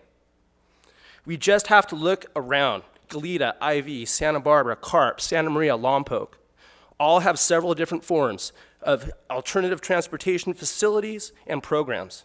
The Valley has one 45-year-old Class 1 bike path that's 1.3 miles long, chock full of dangerous driveways, horrible intersections, and bad egress and ingress. A whopping 13 miles of Class 2 bike lanes, of which 4 miles worth are in the city of Buellton. 1.5 miles of Class 3 bike routes, also in Buellton. And just recently, the first 2 Valley Elementary schools have been linked up with Sharrows, or Class 3 bike route designation, leading to Hanada and Oak Valley, also in Buellton. You're welcome. Big thanks to the City of Buellton City Council for thinking so progressively and embracing the bicycle. The master plan is a badly needed document. It's a blueprint to provide our little valley with the direction it needs to become a more connected, sustainable, a more green, and a more healthy community. Just because it becomes policy today doesn't mean we're about to pass a local bond ordinance and start taxing everyone and breaking ground tomorrow on every single plan in this plan. Each project has to be championed on an individual basis, and each will have its own very public process. As for some people who, for whatever reason, weren't aware of the process to create the master plan, well, now they are aware. And we encourage them to all get engaged and be part of the solution in a positive forum as this moves forward. By the way, this process took nearly 2 years, was well advertised publicly. Mr. Hecker, sorry, your time is up before your close. Oh. You were building to a conclusion. I was going to close that so well. It won't be the last time we talk about this item, I'm sure. I hate it when that happens. Mr. France. Is Mr. France the last speaker? Okay. Board directors, I couldn't help myself. I had to go in for the last word. As an outsider view, I'll say I'm not representing the Santa Barbara Bicycle Coalition. I just wanted to share a perspective, and I have been very active and participated in the public workshops for the St. Inez Valley Bike Master Plan, which I believe is a great start. It is not a finish. It is not a completion. It is an initiation of a public dialogue about specific projects. And the great news is that what is happening right now is totally normal. When George and V. Oburn championed the Atascadero Creek bike path in the early 70s, you better believe that the communities there in Nolita and Goleta and Hope Ranch were livid. What is going on? What are you talking about? What are you trying to do? What are the unforeseen negative impacts that could come along with this? And that is absolutely a critical part of the dialogue. And forget about the bike lanes on Fjord Drive. The specificity of the St. Inez River bicycle path, I can tell you, and I can look at all you directors, you can think about specific bike projects that have gone through, like the Class 1 Elwood Hollister, one of the most recent. Every one of these projects, to actually go from an idea to a full project is such an extensive public process, and those plans change extensively before they even are possible to be real plans. And every one of the projects that have come forward in my time in just the last 12 years, I've seen them as a community birthing process that was clearly painful, but that gave birth to something that was beautiful and that generations to come were able to enjoy. I wanted to share a quick story about out in Goleta and the North Campus open space. This is a biological restoration. This is a habitat restoration zone. And the path, which was funded by the state active transportation project, that the path is expressly not for people cutting through. The path was only intended for kids and people walking. And as such, it's not paved. In fact, it's pretty gravelly. It's kind of rough. But I went to the Isla Vista Elementary Bike to School Day. A week before the path opened, they actually opened the gates early to let the kids ride, and there was bike trains organized at multiple spots. and there was over 100 kids that biked in to Ivy Elementary that day. And I was able to ride with some of the kids from the bike trains. And previously, they would have had to ride on Stork Road, which is dangerous as all get out. And you know what? Their parents were not going to let them. So this was the first time that they biked to school. They biked to school as a family, as a neighborhood, and it was amazing. And do we want to live in a place where we feel okay with our kids being able to ride to school? Thank you, Mr. France. Thank you. I think that concludes public comment. Is there anybody else that would like to say anything from the audience? Mr. Becker, you I'd have some staff comments?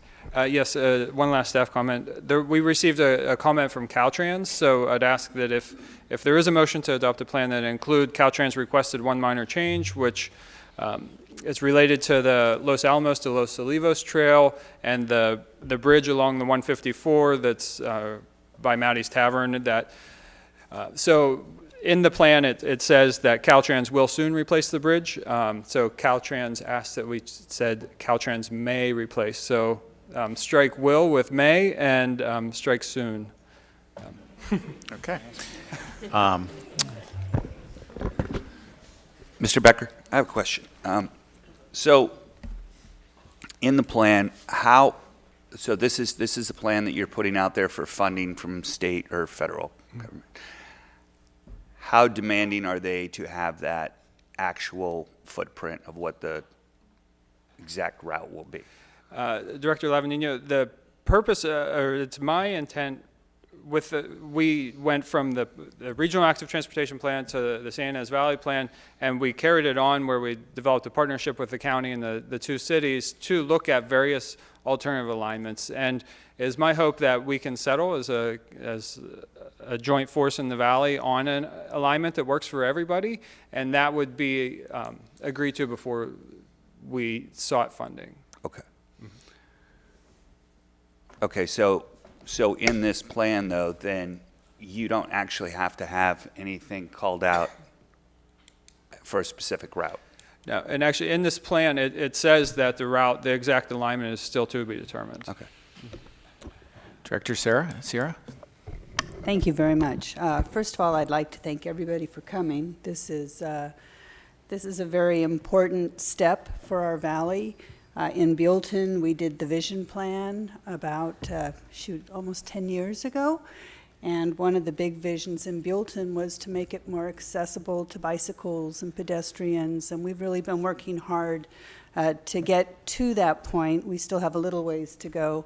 But with this aspirational plan, nothing is set in stone here. This is just, we had these workshops, I was able to attend both in Buellton, where people just came in and said, this is what we'd like to see. And that's what's formed this master plan. Any items that get adopted or picked up to do here will have to go through more public review. Nothing is set in stone. Funding is up to each city, the county, whatever grants we can find. We just went ahead and contracted to have a study done of this river trail, which seems to be #1 for the valley. I know of property owners along the north end of the river that have said that there is no way they're going to allow a bike trail through their property.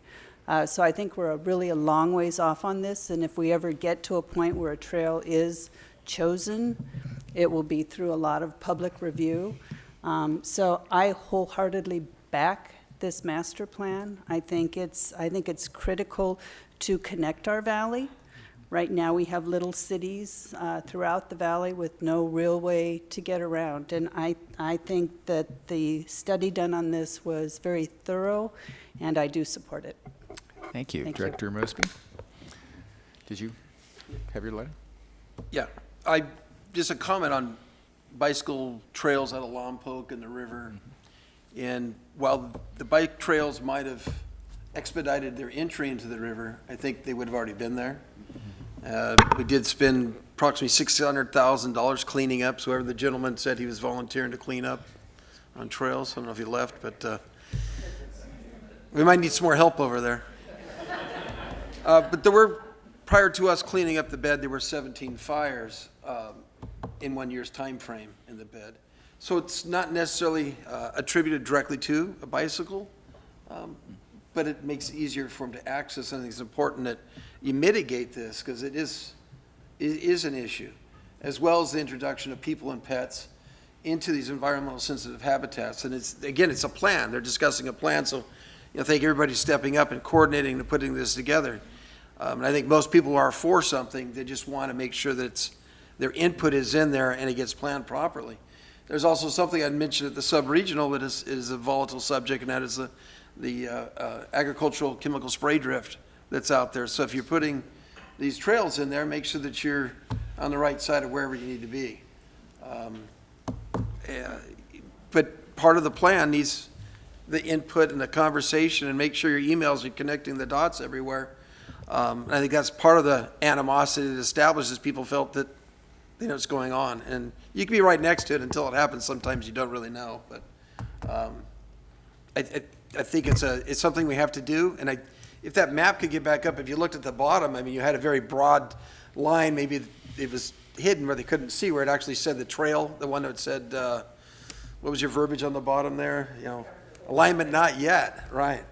So, and I think a lot of that alignment is probably not yet, and it's important for that to not be hard lines in the sand, so to say.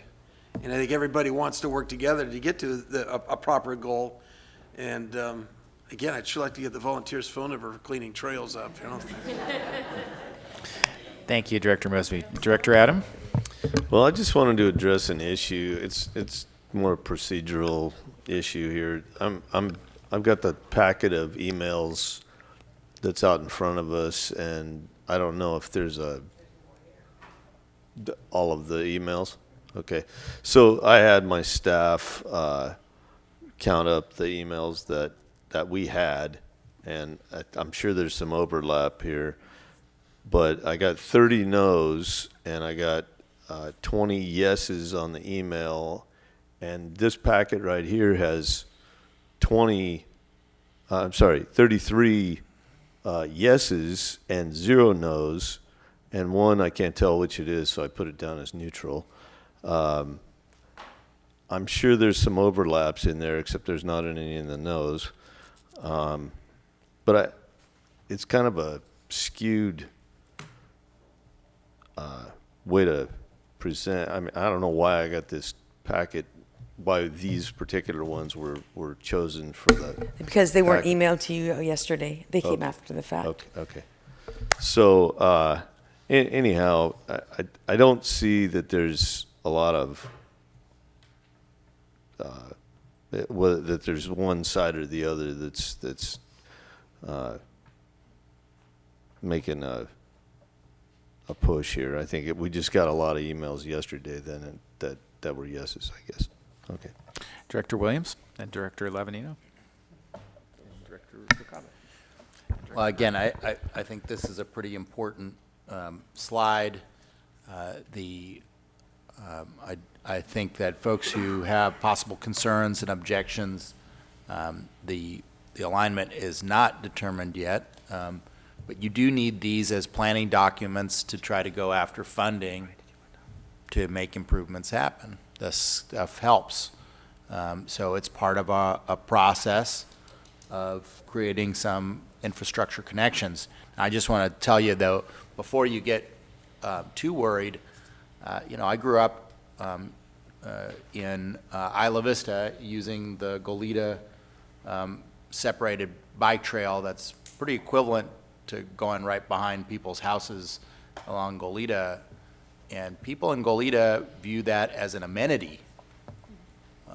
It increases their property values, it doesn't decrease it.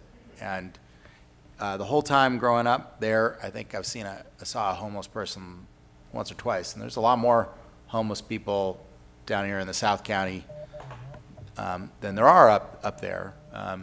The crowd that uses the riverbed is a pretty hardcore crowd.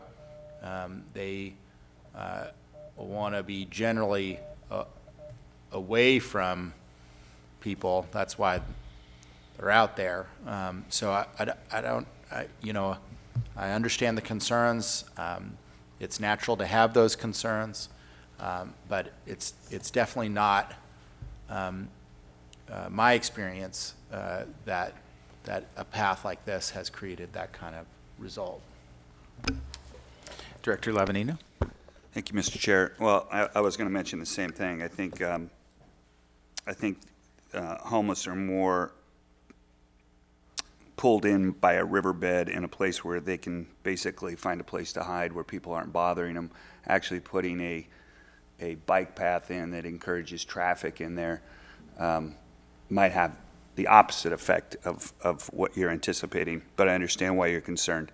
This comes from somebody that is not a bike rider. Last time I was on a bike I walk, but I was on a bike 5 years ago, and yeah, it didn't end well. But when I was on vacation, I did stop at a hotel that offered me a bike in Eugene, Oregon, and had a 5-mile pathway along a beautiful river, and it can be done well. So I wouldn't panic too much. And I look at this almost as like the Orchid Community Plan. It's a 100,000-foot level plan. And when somebody just brought to us last week a project inside the Orchid Community Plan, then the whole community was out and wanted to have their say about, and one of them was a mobile home park, about what their concern was with that project. And so then we were able to kind of condition the project and work on the project. But you do have, these are a requirement, and I understand that, when you're looking at your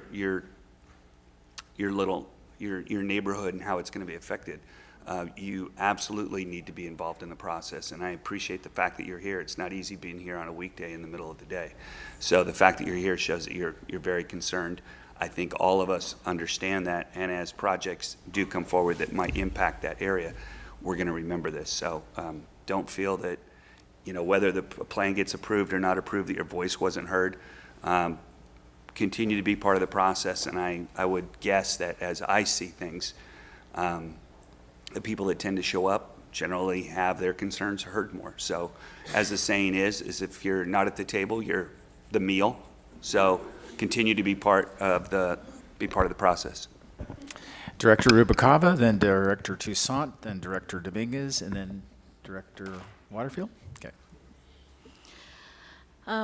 Just want to say that I know I come across pretty strong at times, and I want to just clarify that I am for bicycle paths. But at the same time, I feel that the whole reason why I said, we just need to hear the voices of the people that live in those paths, in those pathways. It's important that we pay attention to that.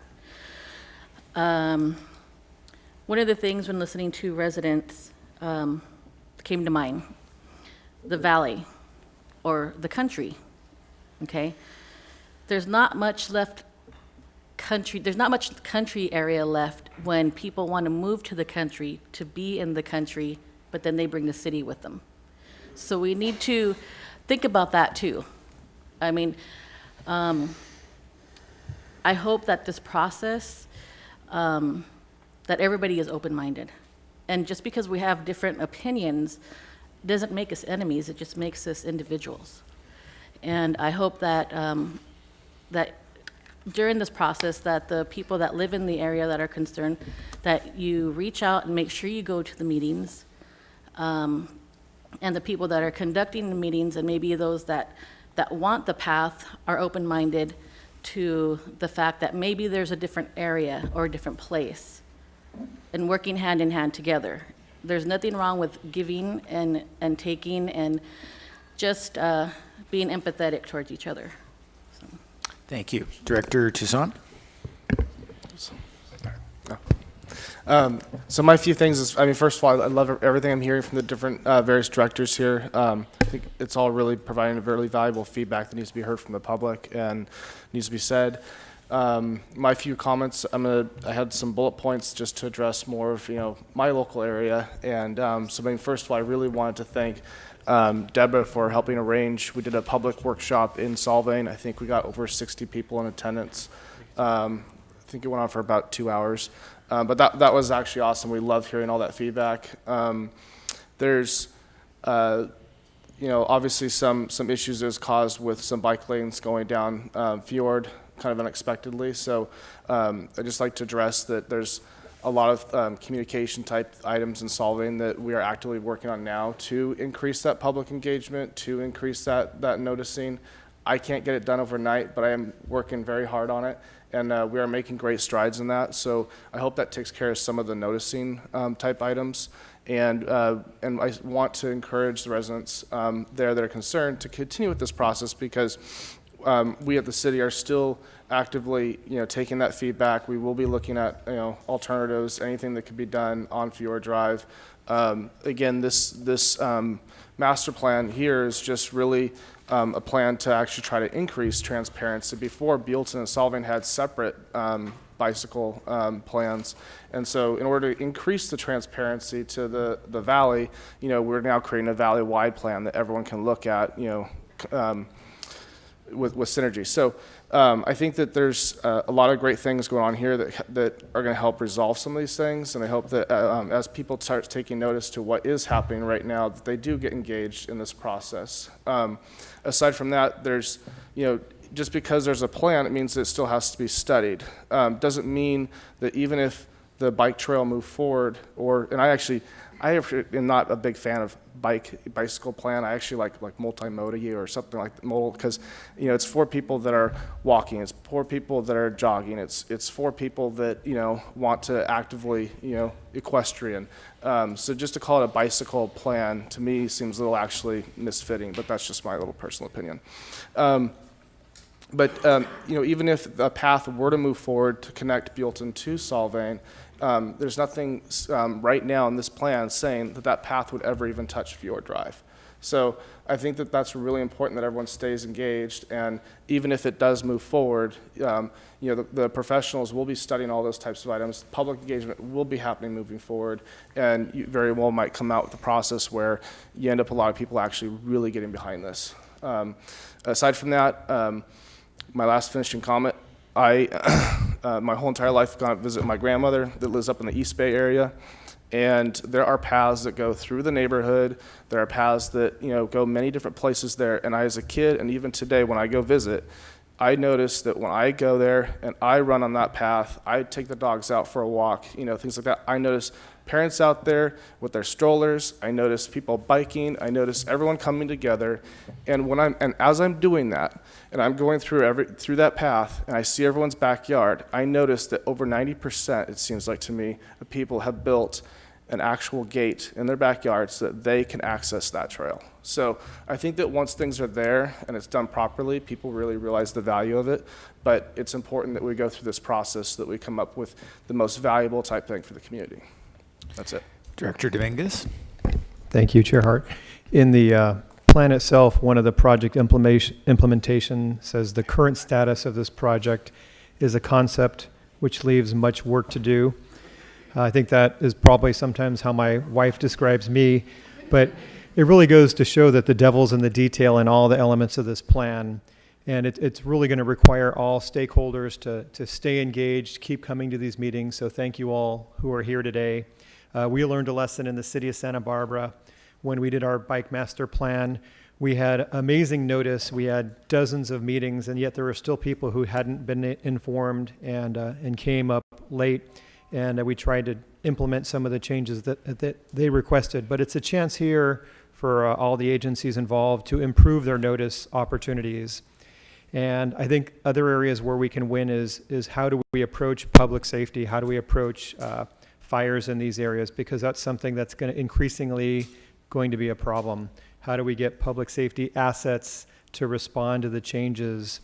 And I think we're going to end up with a great product because so many stakeholders are involved in showing their willingness to be involved. I've gotten to know Mayor Sierra and Mayor Toussaint professionally through the last few years, and I know they and their staff, Mr. Dare Linden, are completely committed to getting their communities involved. So I'm looking forward to help in any way that I can. Director Waterfield. Listening to everybody, we all had really great opinions and suggestions for this bike path. And one thing that we didn't quite talk about was personal property and the respect of people for their personal space. Listen to you with the kids, you know, they go by and behind people's yards and they put gates and this whole thing.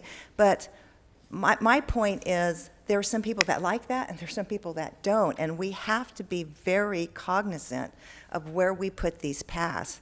The San Ynez Mobile Home Park is a senior citizen path, and we want to make sure that their property rights, their point of not a lot of noise, not a lot of congestion, not a lot of things going down would interfere with how they live.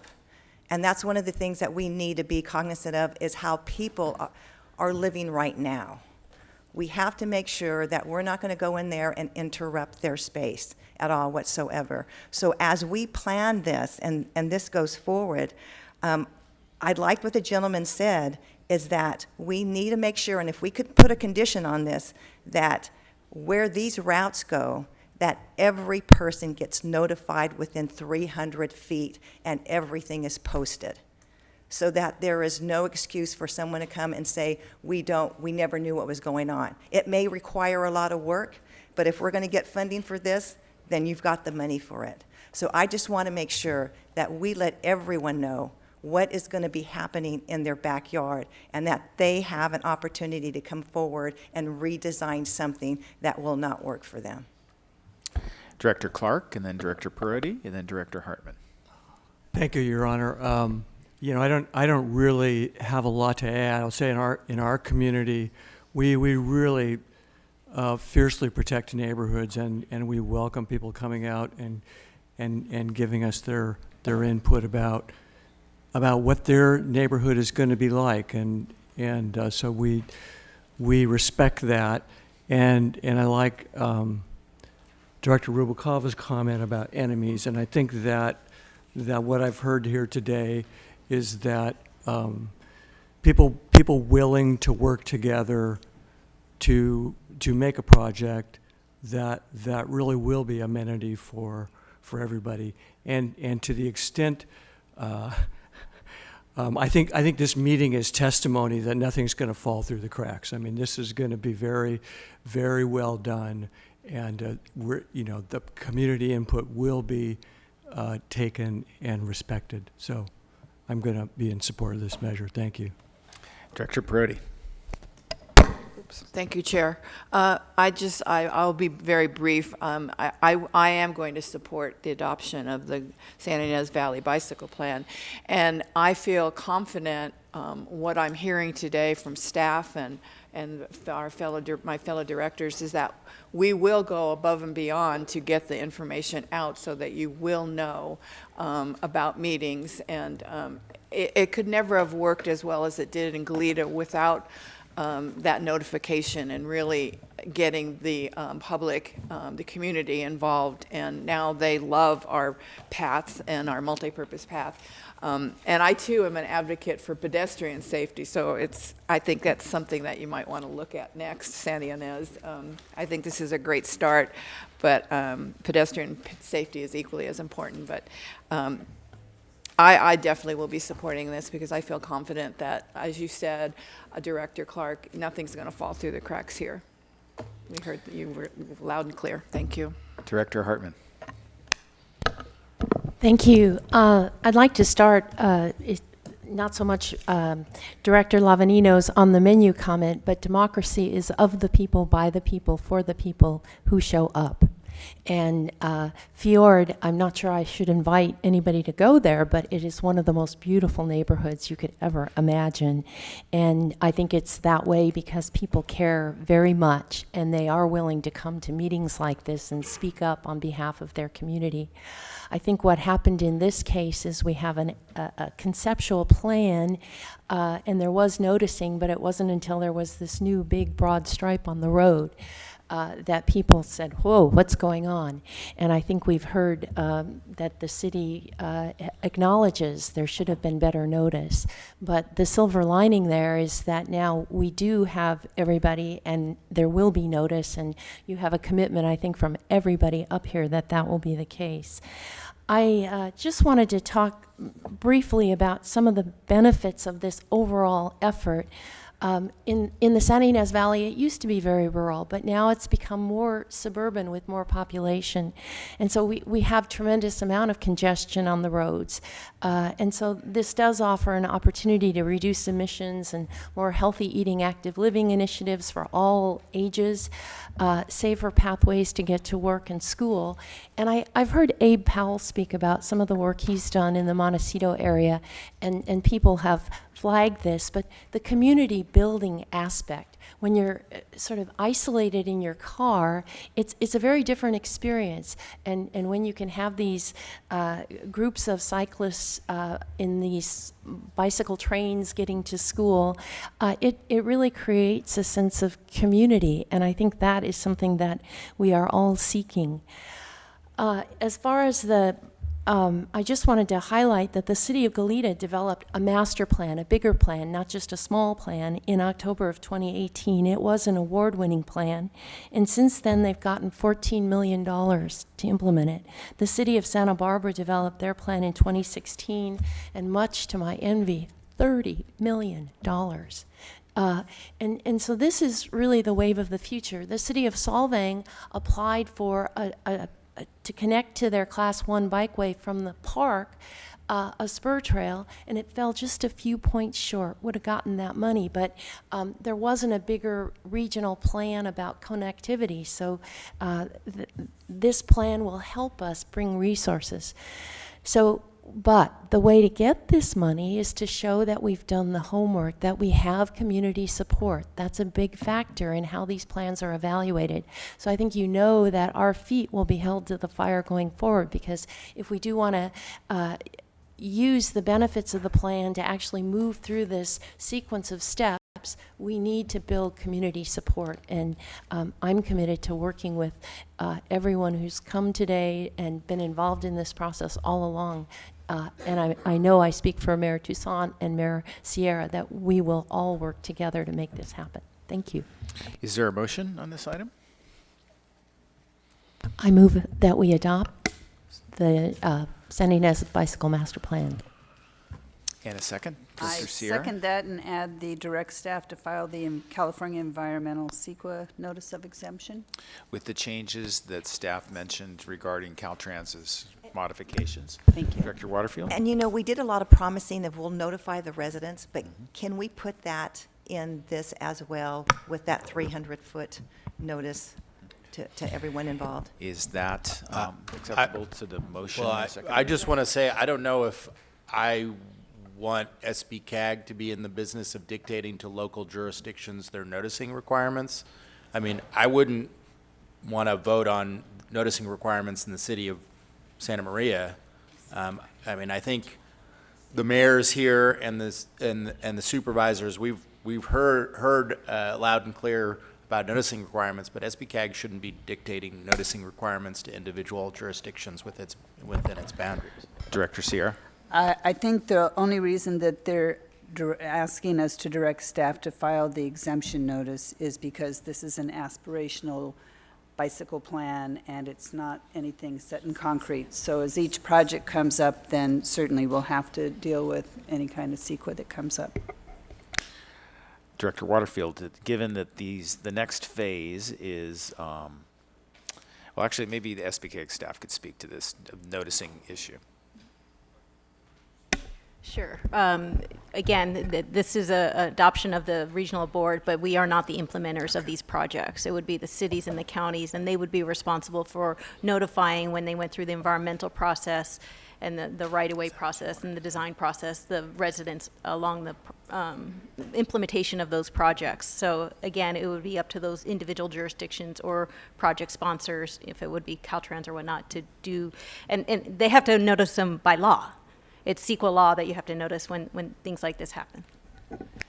Did Ms. Van Mullen want to add something to that? Mr. Chair, members of the board, I'll just echo what's been said, but SBCAG's role on this plan is It really is. It's not a commitment to any particular project. We're not funding any project. It is an aspirational plan. It's an informational document only.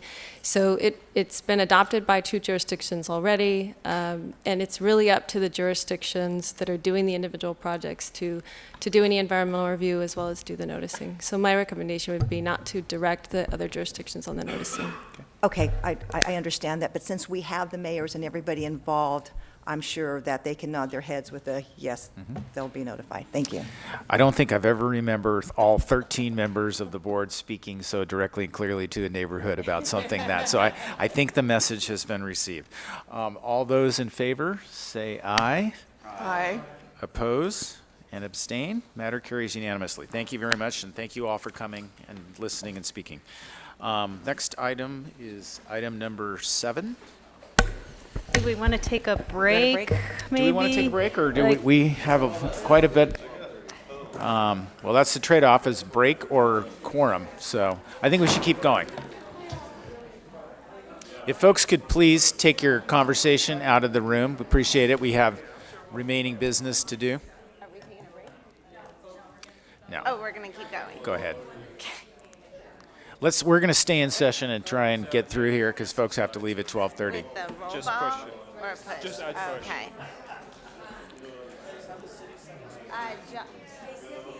Is anybody listening? No.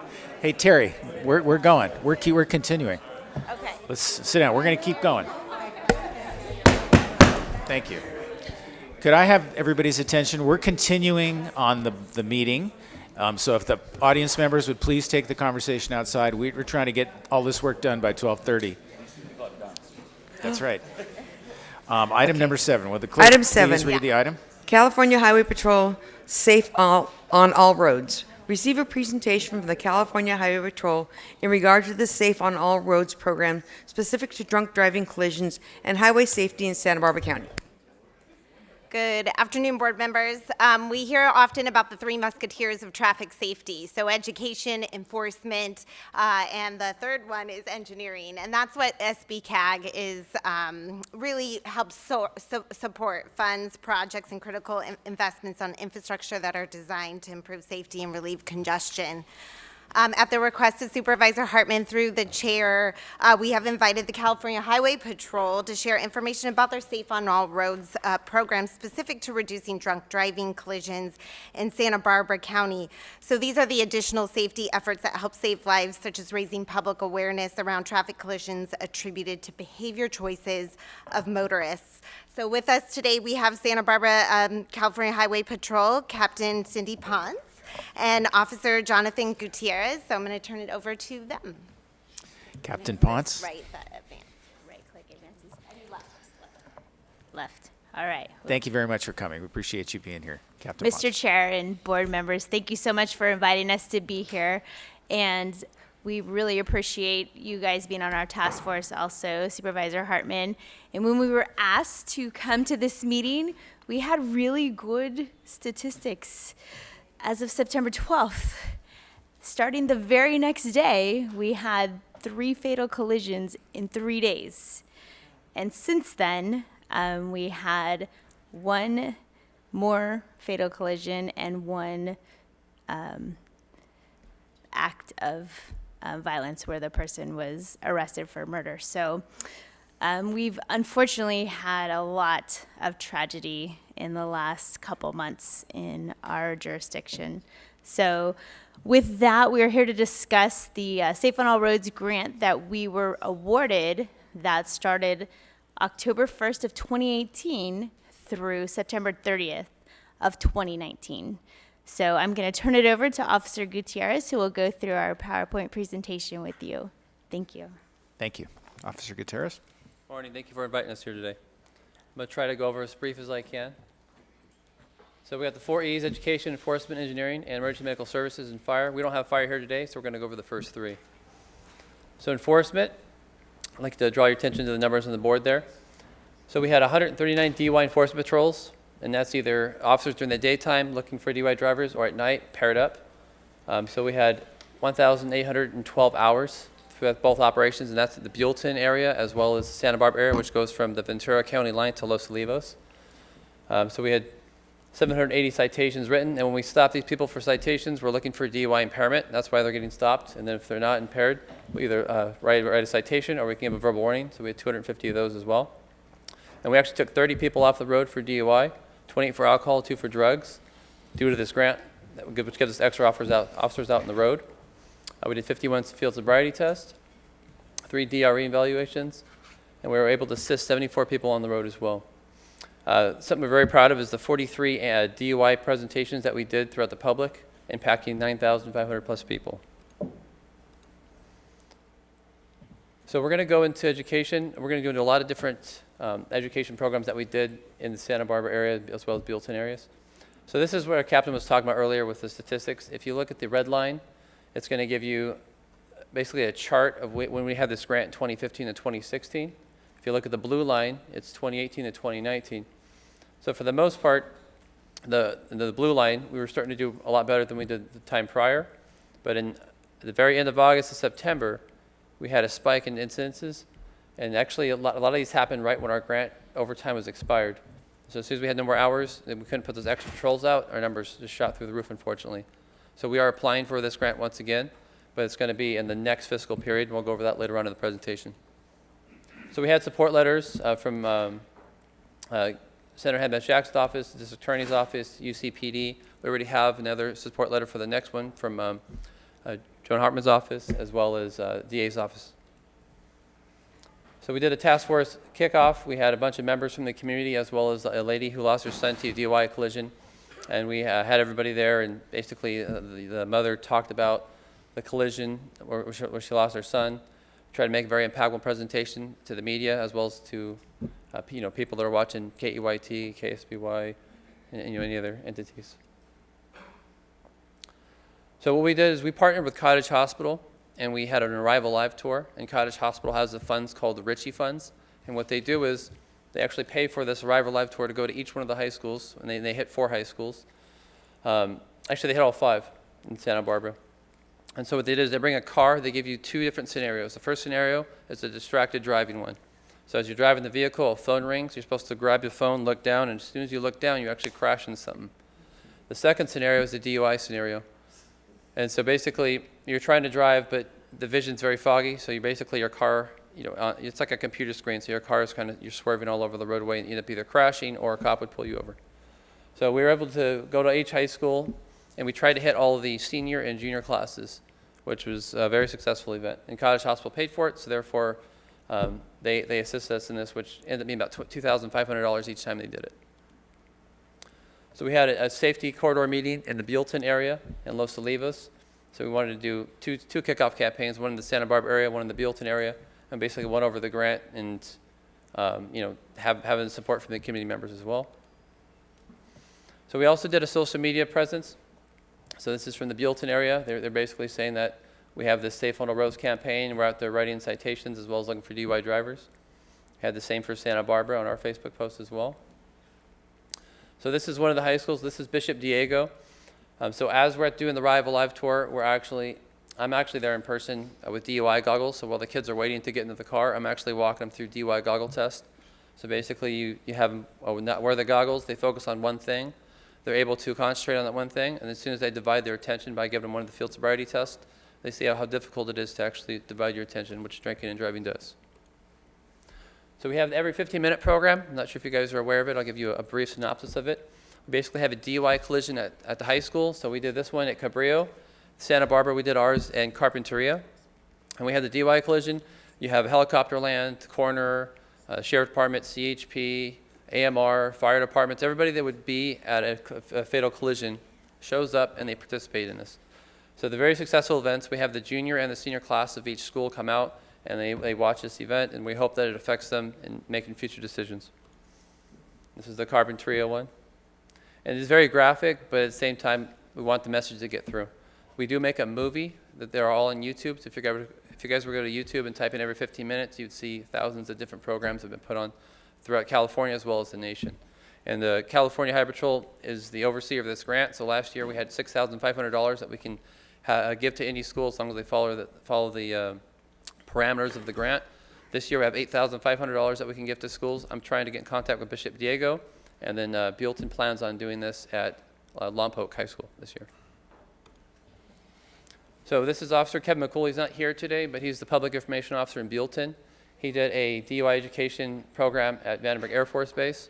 So he was able to talk to the troops. They tried to get a lot of the younger troops that just got on and kind of say, hey, if you're drinking and driving, this could happen, and just give them different type of scenarios. And it was a very successful event, and as you can see, the room was packed. So we also went to a fiesta, went just over here to the courthouse by the Sunken Gardens. We set up a DUI table. We had DUI goggles, as you can see on the right upper picture. And then we also, what we try to do is, if you can see on the table, we have things for children. And so what we do is we basically entice the children with stickers and coloring books. As they come to our table, we talk to the adults about DUI information. Try to pass that off as well. And then also offer the DUI goggles to either the children or the parents so they can get that experience. It's a great photo. Thank you. So Labor Day weekend. So every time we have what's called an MEP, a maximum enforcement period, we put out a press release and we say we're going to put out as many officers as possible to watch for DUI drivers and keep the roads safe. So these are two examples from Buellton as well as Santa Barbara of those press releases. And then we have speed patrols. We've done Highway 154, SR1, as well as 101 between the two areas to try to slow down people and make our presence felt. We're celebrating National Women's Police Day. We just kind of want to emphasize on our need for police officers and especially women in our field. So with that, Officer Jensen, who was just pictured, she's assisted with customs, and they went to Port Hueneme, and they were able to do a drug sniff, and they found all those bags of, I believe it was cocaine, in the boxes of bananas. And so we do a lot of these operations throughout the county. I just wanted to give you one instance of that, but this is also another entity of that drug portion of it. Here we go. We also did a booth at the Goleta Lemon Festival, and we used that, the middle line there of the roadway as a line for people to walk on. We had lots of people participate, and so we're getting a lot of education out. We're just trying to do as many events as we can to impact those people. And like I said earlier, we're able to impact about 9,500 people. There's another example. There's another speed patrol that Buellton was doing in Highway 246. We also wanted to cover at least one DUI collision. We did have lots of DUI collisions throughout the year. And this one, we had somebody who was driving too fast. They made an unsafe turning movement while they were under the influence of alcohol, and they caused a 3-vehicle collision. And we actually had to close the 101 for a portion of the night. And then also the adjacent road was closed too because the truck fell over, and then there was lots of items in the vehicle that was all over the freeway. We also did a California event for the county. You guys had it in your back parking lot right over here. We had a lot of members from the county area. We had DUI goggles offered there, as well as stickers and other materials for education. So Caltrans is here. I believe they're going to talk about the Caltrans projects. Scott? Mr. Eads? Is that, we doing this now? Oh, he's right there, okay. Yeah, right here, sorry. So in terms of, we're constantly monitoring roadways throughout the region. We have traffic monitoring or accident monitoring programs that are basically looking at high accident locations, and those are flagged for us. So that's just part of what we do at Caltrans, is constantly gathering statistics and then using that to identify hotspot locations where we can tackle with funding sources that we have available to us. Thank you. Officer Gutierrez, did you have more?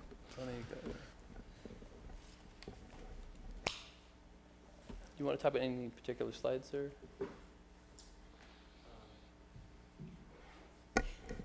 I didn't know these slides were going to be on here, so I'd be happy to talk about them. Scott. Looks like sorry, a resurfacing I didn't get project. the cue on this one, apparently. Okay. Highway 1 resurfacing paving project. I believe this is now complete, right? Is this the one that's now complete? It's complete. Excuse me. So that was a recent project. I don't know if there's other slides here. Yes, there is. Casitas Pass. Oh, Lynn Casitas Pass. Yeah, yeah, we know all about this one.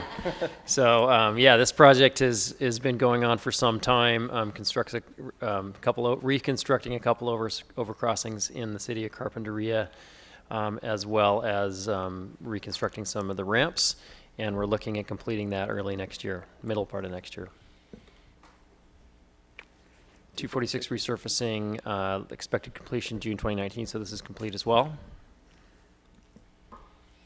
And Salsa Pleiades Creek.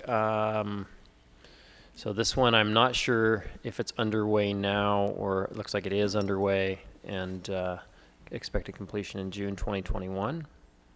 And that's it. Okay. So we want to have an open forum if anyone had any questions or any concerns that we can address. Thank you for the presentation and all the work, more importantly. That community outreach effort that you do is really impressive and makes a difference. Directors, questions? I'll wait till item 8 since it's relevant for either one. Is there any public comment on this item? Anyone who'd like to speak about this? Okay, any more board discussion? Do we need a motion to accept the report? Okay. Well, maybe Mr. since item 8 is just the formation of the committee, I'll ask a question. You know, just I know on our minds of late, I know on Supervisor Hartman's mind and on all of us that use the 154 is the tragedies that have occurred there lately. I mean, what further improvements could be made that could avoid some of these? Supervisor Williams, we're going to talk about that. We had a meeting. Could we wait till the Sure, next item? that's fine. I think. Okay. Thank you. Then I have one last slide, actually. And then so we are submitting a new grant proposal, like I said earlier. So basically, we're hoping to get another, anywhere from 1,500 to 1,800 hours to do this whole thing again. So we're really hopeful for that. And we already have support, so really do appreciate your support. Well, and I'm sure all of us would be happy to send letters of support too. Just please ask, and we will make that happen as fast as possible. Thank you for your time. Thank you again for the presentation. Appreciate that. Next item is item number 8. Item 8, Highway 154 Safety Committee. Approve formation of a State Route 154 Safety Committee, appoint members of the Board of Directors to the committee, and direct staff to develop committee bylaws and schedule the first committee meeting. Yeah, good afternoon, board members. Again, thank you to the CHP for being here and certainly highlights this item. So recent tragic accidents on State Route 154 motivated Santa Barbara County residents, members of this board, and state officials to seek a forum to look at what's being done and what can be done to make the roadway safer along this route. SBCAG has a long-established regional interest to assist public agencies in addressing State Route 154 traffic safety through education, enforcement, and engineering. Indeed, our agency convened multiple meetings of an ad hoc Highway 154 Truck Safety Committee. At the last meeting of that committee, members recognized that the needs and interest had evolved beyond the original purpose. And therefore, that brings us here today. And what's before your board is to approve that formation of a State Route 154 Safety Committee, determine the appropriate directors to serve, and make appointments to that committee. And I'm happy to talk about the makeup of that ad hoc committee if you'd like, and further information if that would be helpful to the board in your deliberation. Thank you, Ms. Bianchi Clement. Director Hartman. I just wanted to provide a little background. There was, our offices were inundated with emails. There was a petition of over 2,000 signatures. And so as a result, we convened a working group on November 12th in Buellton, and thank you, Mayor Sierra, for hosting us there. Assemblymember Limon was there. Members from Senator Jackson's staff were there. She was out of the country. Supervisor Hart and myself were there, and both Mayor Toussaint and Mayor Sierra, as well as Caltrans, SBCAG, CHP, and Santa Barbara County Public Works. And that was just a working session to say, okay, what do we know about the engineering, about the education, about the enforcement, and what is the accident history there, at different segments of the road. So we were trying to think through how we could prepare for a public meeting. We have tentatively scheduled that for December 16th at 7. at the Vets Hall in Solvang. And we think this is of in great importance to the Santa Ynez Valley, but it's also county-wide significance. As Supervisor Williams, a lot of people are using 154, commuting from Santa Maria and parts north down to Santa Barbara and the other way.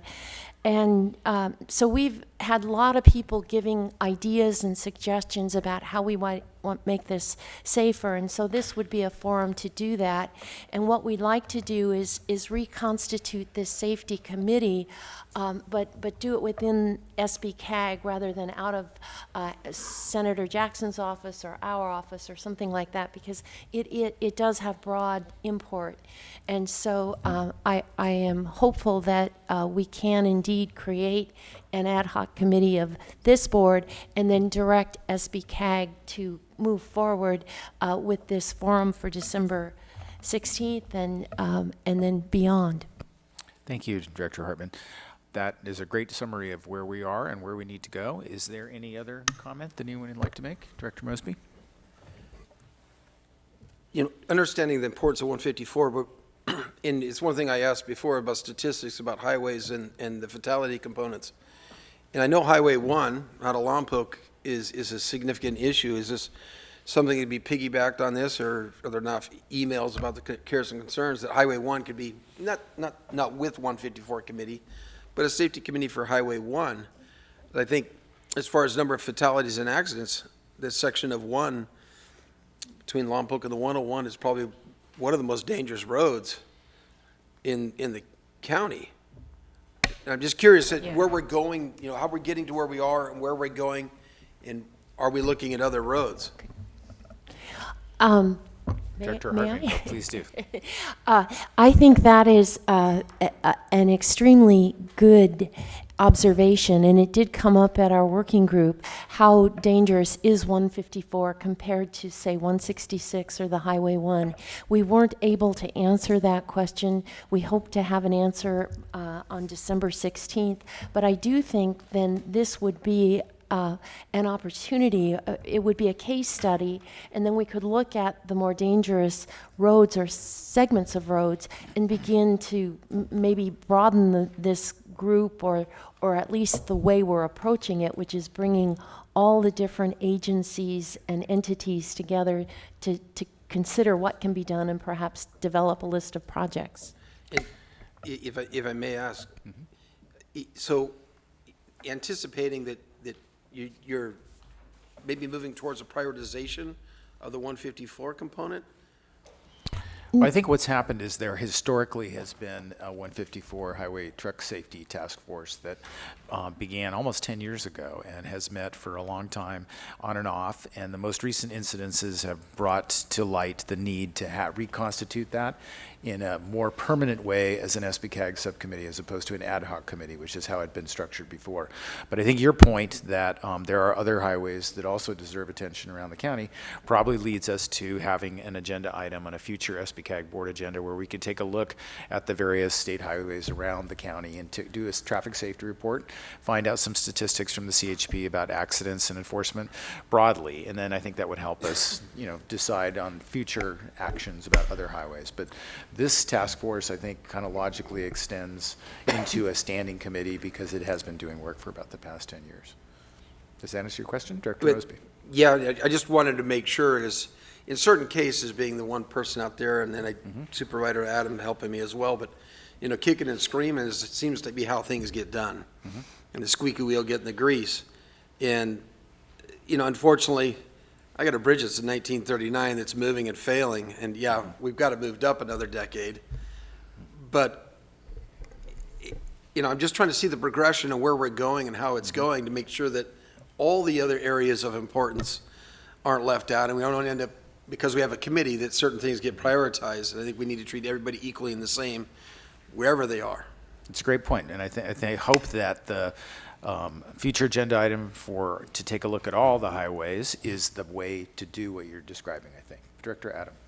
Yeah, I'm failing to see the need for a specific committee on that highway, because we should be aware of where the hot spots are countywide, that should be what SBCAG does, right? I mean, we should understand what all the fatality and other accident rates are in different places, and be able to take action on those as a board, rather than kind of trying to hive it off into individual spots. And I get the fact that, you know, the most local knowledge is probably the best, but, you know, if this board's going to have any value, I would think that if we all care about the stretches of roads in everybody else's districts, we should be able to do that together.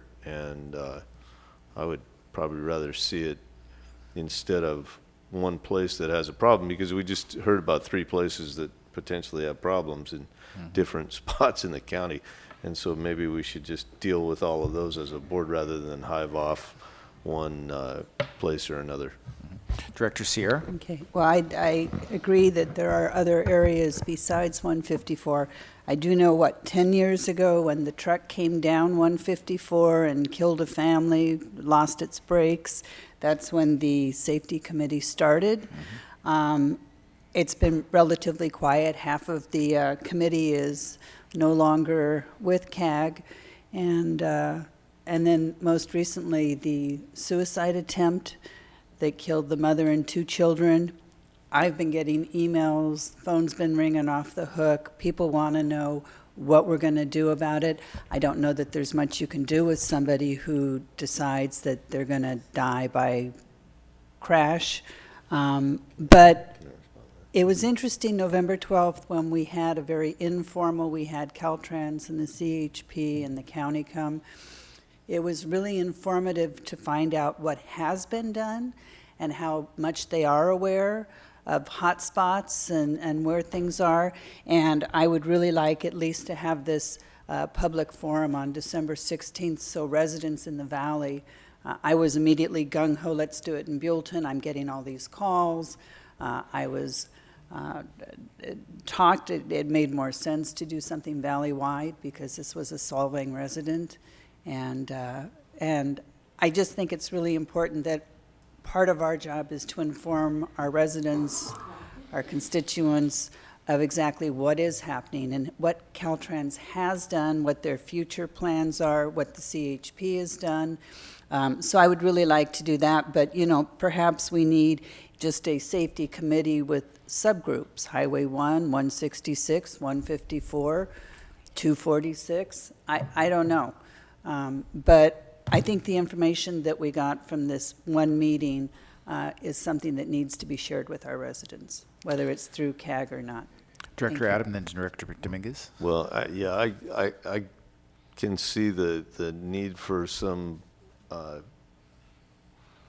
catharsis if people want to get together and sort of, as a part of the grieving process, feel like they're being heard and that concerns are really being taken seriously. So, you know, people like us show up and listen to those public meetings and take the public comment, and absolutely. And I don't have a problem with that. But what I'm saying is I don't think it's obvious that the right thing the right way to handle this over time is to hive it off into the individual road segments and have the committees for the people who either live the closest to those or who drive on them the most, or I don't know how you determine how many people are going to be on that committee and how, you know, how close do you have to live to, you know, and see, if I drive on I'm going to be one of the people, or maybe Supervisor Lavanino probably lives the furthest away from 154, but he might drive on it or consider driving on it the most out of several people here. So, you know, if everybody in the county or all of our representatives on this board have an opportunity to weigh in on that, you know, they're all going to have a perspective, and maybe that's the most valuable, is to have the most perspectives. That's all. Director Dominguez, and then Director Lavanino, and then Director Hartman. It does strike me as somewhat counterintuitive that there's a committee on safety. It seems like the entire SBCAG, with its focus on transportation, is our goal is to get people safely and efficiently moved through and within the county. Some people may reverse those two. I personally think safety should be the top priority. So to create a committee that does what the entire organization should do, maybe that makes sense if we can pinpoint it, particularly now when the statistics presented by the California Highway Patrol have shown a spike. Maybe we need to double down with a specific committee. And the question I have regarding that is, I didn't see the sheriffs listed here as one of the groups that would be invited. And I know, obviously, with the situation of the 154, the CHP has primary jurisdiction. Was there a reason that the sheriffs aren't invited to participate, at least as a formal representative? Those were just suggestions for consideration, so I certainly should have included the sheriff. I would definitely add those in. I was a state prosecutor and worked with CHP, police, and sheriffs, and in this situation, police aren't directly adjacent to the 154 because the sheriffs service those cities. But if we are going to expand the role to just a highway safety committee, I'd add police agencies as well as a suggested participant. Director Lavanino. Thank you, Mr. Chair. Well, I know we have a 166 safety task force. All right, so it's not an SBCAG directed body, but there is a 166 safety task force, and it meets regularly. And most of it had to do with 166 East, and we've tracked with Caltrans and with CHP enforcement, and there were highway improvements made, and it actually kind of died down because the numbers came down, which was really nice. So I don't know if that was a CHP directed task force or where that task force came from, but I served on it for a while, but maybe that's what we need, not an SBCAG, because I do see value in everybody discussing all these issues, but there are things that they want to probably meet more often and those types of things. I'm cool with that, but I don't really know where that 166 safety task force came from. It started before me. And, it was initiated by the CHP. Okay, sorry. Hi, Sarkis Kotrick, SBCAG. So it was initiated by the California Highway Patrol through a grant, and so that's why that committee existed. All right. So thank you for that historical record. Director Hartman, and then Director Williams. First of all, thank you so much for CHP for being here, and I think it speaks to how important it is if we're going to think about the three E's, enforcement, education, and engineering, how critical it is to be talking across the different agencies. And it was certainly eye-opening to me at the meeting we had in November. So I think there are some really good points about highway safety in general, and I just wonder if we might not ask staff to think about how we organize this going forward, not do it here on the fly, but I very much would like permission to have SBCAG be the staff for our upcoming December 6th meeting, because we need staff support, and it's a bit difficult right now for me to do it out of my office, and I think there are some resources perhaps that SBCAG could bring, and perhaps in that example we'll learn some things that might be appropriate for 1 or 166, but I do believe that having the different agencies engaged is important, and we saw things and were able to answer questions in a way that we don't if you just go from one to one to one. Director Williams. Well, I just think that because we do have a safety committee, and that's in my district and Mr. Lavanino's district, I am okay with establishing a corridor safety committee.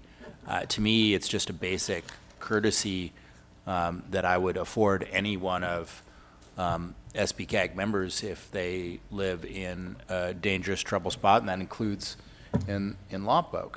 And if we brought that back, I would support that too. So I'm comfortable with the approach of going forward. If the representatives of the communities most affected are supportive of going forward, I am comfortable going forward. Any staff comments on the discussion? We serve at your pleasure, so Okay. it's up to you. Well, we've had a lot of good discussion, a lot of good ideas, and we have a staff recommendation about creating the State Route 154 Safety Committee. Also had a conversation about having a future discussion broadly. Could also have, since we have a Highway 166 task force, I think really it just remains that one does not have something like that. Maybe it's as simple as also creating a committee for Highway 1. Is there anybody else that has any other highways that they think warrant discussion? I Director would Prodi. support that idea. And in fact, I was going to actually offer myself as being one of the representatives. If For the so desired. 154 task force. 154, Okay. yes. Well, we're not noticed to create the other committee, so we have this one here, but we can have future agenda items to create a Highway 1 task force at another date. So let's just stay focused on this, I guess. And do we need to define the membership here today now?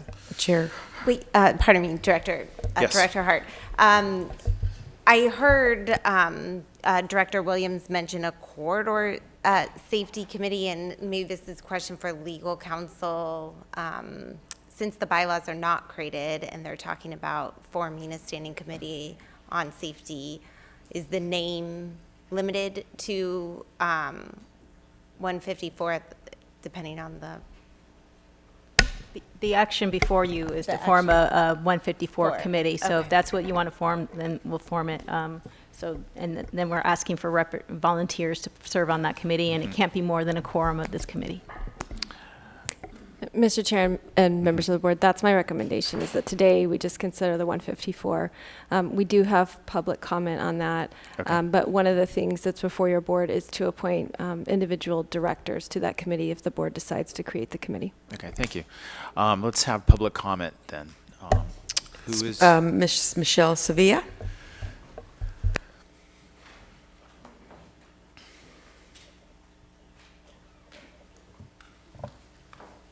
Ms. Sevilla, thank you. Thank you, SBCAG Chairman and Board of Directors. Again, my name is Michelle Sevilla, and I am one of Assemblymember Monique Limon's field representatives. I cover transportation for the district, and I'm happy to be here on her behalf. As mentioned, Assemblymember Limon was part of the aforementioned Highway 154 Safety Committee meeting that took place on November 12th in Buellton to discuss the safety issues the state route sees in high frequency. She's pleased to hear that multiple safety projects have been recently completed and continue to be planned for this road, and there were some suggestions like the informational fact sheet that she looks forward to developing. And she also looks forward to the multi-pronged collaborative approach that is needed to make this roadway safer for all drivers and passengers traveling through our communities. The safety and welfare of her constituents remains a priority. She will continue meeting with stakeholders, gathering feedback from constituents, and advocating for safe roads. And she wants to thank you for your time and effort into making all of our roadways safe. Please keep our office informed of any action and any ways we can collaborate in these efforts. We look forward to a future community meeting on this topic. Thank you. Thank you, Ms. Sevilla. Thank you for Assemblymember Limon's participation and assistance. So the item is back to the board. Is there a motion from? I guess we do need to know who'd like to volunteer. I would like to volunteer. Director Hartman, I know, wants to volunteer. Director Parodi. Are there any? Director Sierra? I think there is. We can go up to 6. So we have 4. All right. Well, it looks like those are our volunteers. Director Toussaint. That gets to 5. Okay. Do we have a motion to appoint those members and to create this committee? So moved. Second. Motion's been made by Commissioner Director Dominguez and seconded by Director Hartman. All those in favor say aye. Aye. Aye. Oppose and abstain. Matter carries unanimously. Thank you. Item number 9, I think that Director Williams has to recuse himself from this item. Ms. Contreras, can you read the item into the... Item 9, US 101, Santa Barbara Multimodal Corridor Plan Draft. Receive presentation on the US 101 Santa Barbara Multimodal Corridor Plan Draft and provide feedback to SBCAG staff. Mr. Tonningson. Thank you, Mr. Chair, person members of the board, Dylan Tonningson, SBCAG staff. Thank you for having me today. In the interest of time, I'll keep it brief. So per the guidelines adopted by the California Transportation Commission for the Cycle 2 of the Solutions for Congested Corridors program, again, one of the competitive programs that SBCAG will be applying for in order to completely fund the corridor segments D and E. It is actually required that a comprehensive multimodal corridor plan is to be developed. So SBCAG staff has been working over the last year or so and has determined that a hybrid plan is the most appropriate document in order to fulfill this requirement. And the hybrid plan approach will integrate information from our previously adopted 101 in Motion plan back in 2006, our latest regional transportation plan, and the 2016 congestion management program. The purpose of this document really is to demonstrate that the various plans, proposed projects, and modal components provided in the plan give an overall updated and evaluation of what's going on in the corridor, and have included a public process, a robust public input process at various points of the process. That pretty much concludes what I have to say. I'm happy to take any questions. Again, this is a draft that we're bringing to you today. We did present an admin draft to our technical advisory committee back in October, and we received lots of great feedback, of which all have been incorporated. Yeah. Thank you very much for that abbreviated report. Are there any questions for Mr. Tonningson? Are there any public comments on this item? No public comment. Is there a motion? We don't need a motion. All right. Mr. Chairperson, if Director I may, Kern? I just want to recognize Dylan. Dylan's been with our office for over a year now. And this is one of his first projects that he's worked on, and he's taken the bull by the horns, and he's almost to the finish line. Next month it'll be on your agenda for approval, but this will make us eligible for the next phase of funding, so it was an important part of the process, and I just want to recognize Dylan's work. Thank you. That's been fun. Dylan, thank you. Great job with the report, too. We're on item number 10, our 1-minute reports. Does anyone have any reports they want to share today? Okay, in the interest of time, we're going faster. Executive Director's Report. Ms. Kern. I just want to let you know that the annual report was included in your agenda. We gave you 5 copies to share with your fellow council members, so please feel free to do that. It's our just our bragging on what we got done with Measure A. I'll take one home. I want to thank Director Sierra. She had to leave early, but she attended our CalCog board meeting last week in Sacramento, so thank you for that. It was a pleasure representing SBCAG. We got to spend the weekend in Coronado, and Sarkis and Lauren and I did a lot of politicking for our projects. It was the Self-Help Counties Coalition and the CTC staff and board members, several board members were in attendance, so it was and Caltrans new director and the Secretary of Transport, CalSTA. So it was a great time for us to shake hands and make sure our project was on their radar. Thank you for the public meeting. So we're having a public meeting. Yes? Okay. On 154 on December 16th at 7 p.m. And thank you for that direction. So feel free if you're interested in attending. Election of chair and vice chair will be on your next agenda. So I just want to let you know that. And we also have an opportunity to attend the CalCog conference April 5th through 7th. Director Sierra is already committed to going, but we're asking for other board members because it's a great time to interact with other elected officials from the state of California that represent councils of government. So let me know if you're interested in doing that. That is in Riverside. Riverside. But you know, Megan Rapino, right? Am I getting her last name? Is a speaker, already signed up to speak at that conference. So she's a U.S. soccer player. So volunteers can talk to you at another time. Okay. Thank you for that report. Scott, Caltrans District Director's Report. Yes, I'll try to make this quick as well. So Scott Eads here with Caltrans for District Director Tim Gubbins today. So I had just a couple things I want to highlight in terms of upcoming funding opportunities. The Strategic Growth Council of California has a climate change research grant that's available There's 4.75 million statewide. See me if you're looking for details. Be happy to share those. And then there's a host of different FHWA-related grants. One of them is a roadway safety tool grant, which is given out in small increments of $250,000 to $500,000 each. $3 million available nationwide. I think it's for kind of innovative ideas for tackling safety issues.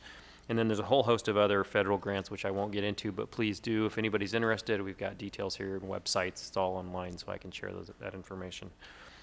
And then last, I wanted to highlight an important achievement that's about to take place, and that is the opening of the Montecito Creek Bridge on 192. This is the last. This is the last of the 6 structures which were damaged on January 9th, 2018. And so tomorrow afternoon at 1 p.m. we will open the bridge officially to traffic. And then shortly before that, beginning at noon, we'll have a short event just to acknowledge the reopening. I understand that Director Williams will be there. Certainly the rest of the directors are invited.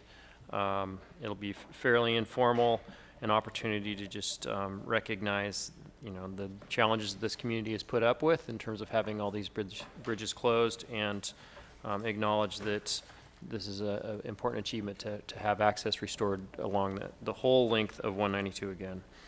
Also want to just highlight the fact that there will be some ongoing construction work, so there's still some bike rails and stuff that need to take place on and around some of these bridges. And so there will be some intermittent closures down to 1 lane in some directions, but the access has been or will be restored at that point. But just be aware of the fact that there will be some ongoing construction activities out there. And then the last thing I want to highlight is, this was in an emergency condition. There was a lot of attention put into reestablishing these as quickly as we could, but there was also a good amount of attention to detail on the structures themselves and local input in terms of aesthetics. So please do notice they're really nice looking structures, and we think they honor the community and they're in keeping with the community. And so I think that's an important achievement that's part of this. That concludes my report. Thank you, Mr. Eads, and congratulations for the work. Yeah. Well done. Great, and the community really appreciates it getting finished. I have nothing for the Lausanne report at this point, and that means that we are adjourned until Thursday, December 19th at 10 a.m. in Santa Maria. Thank you all for your patience.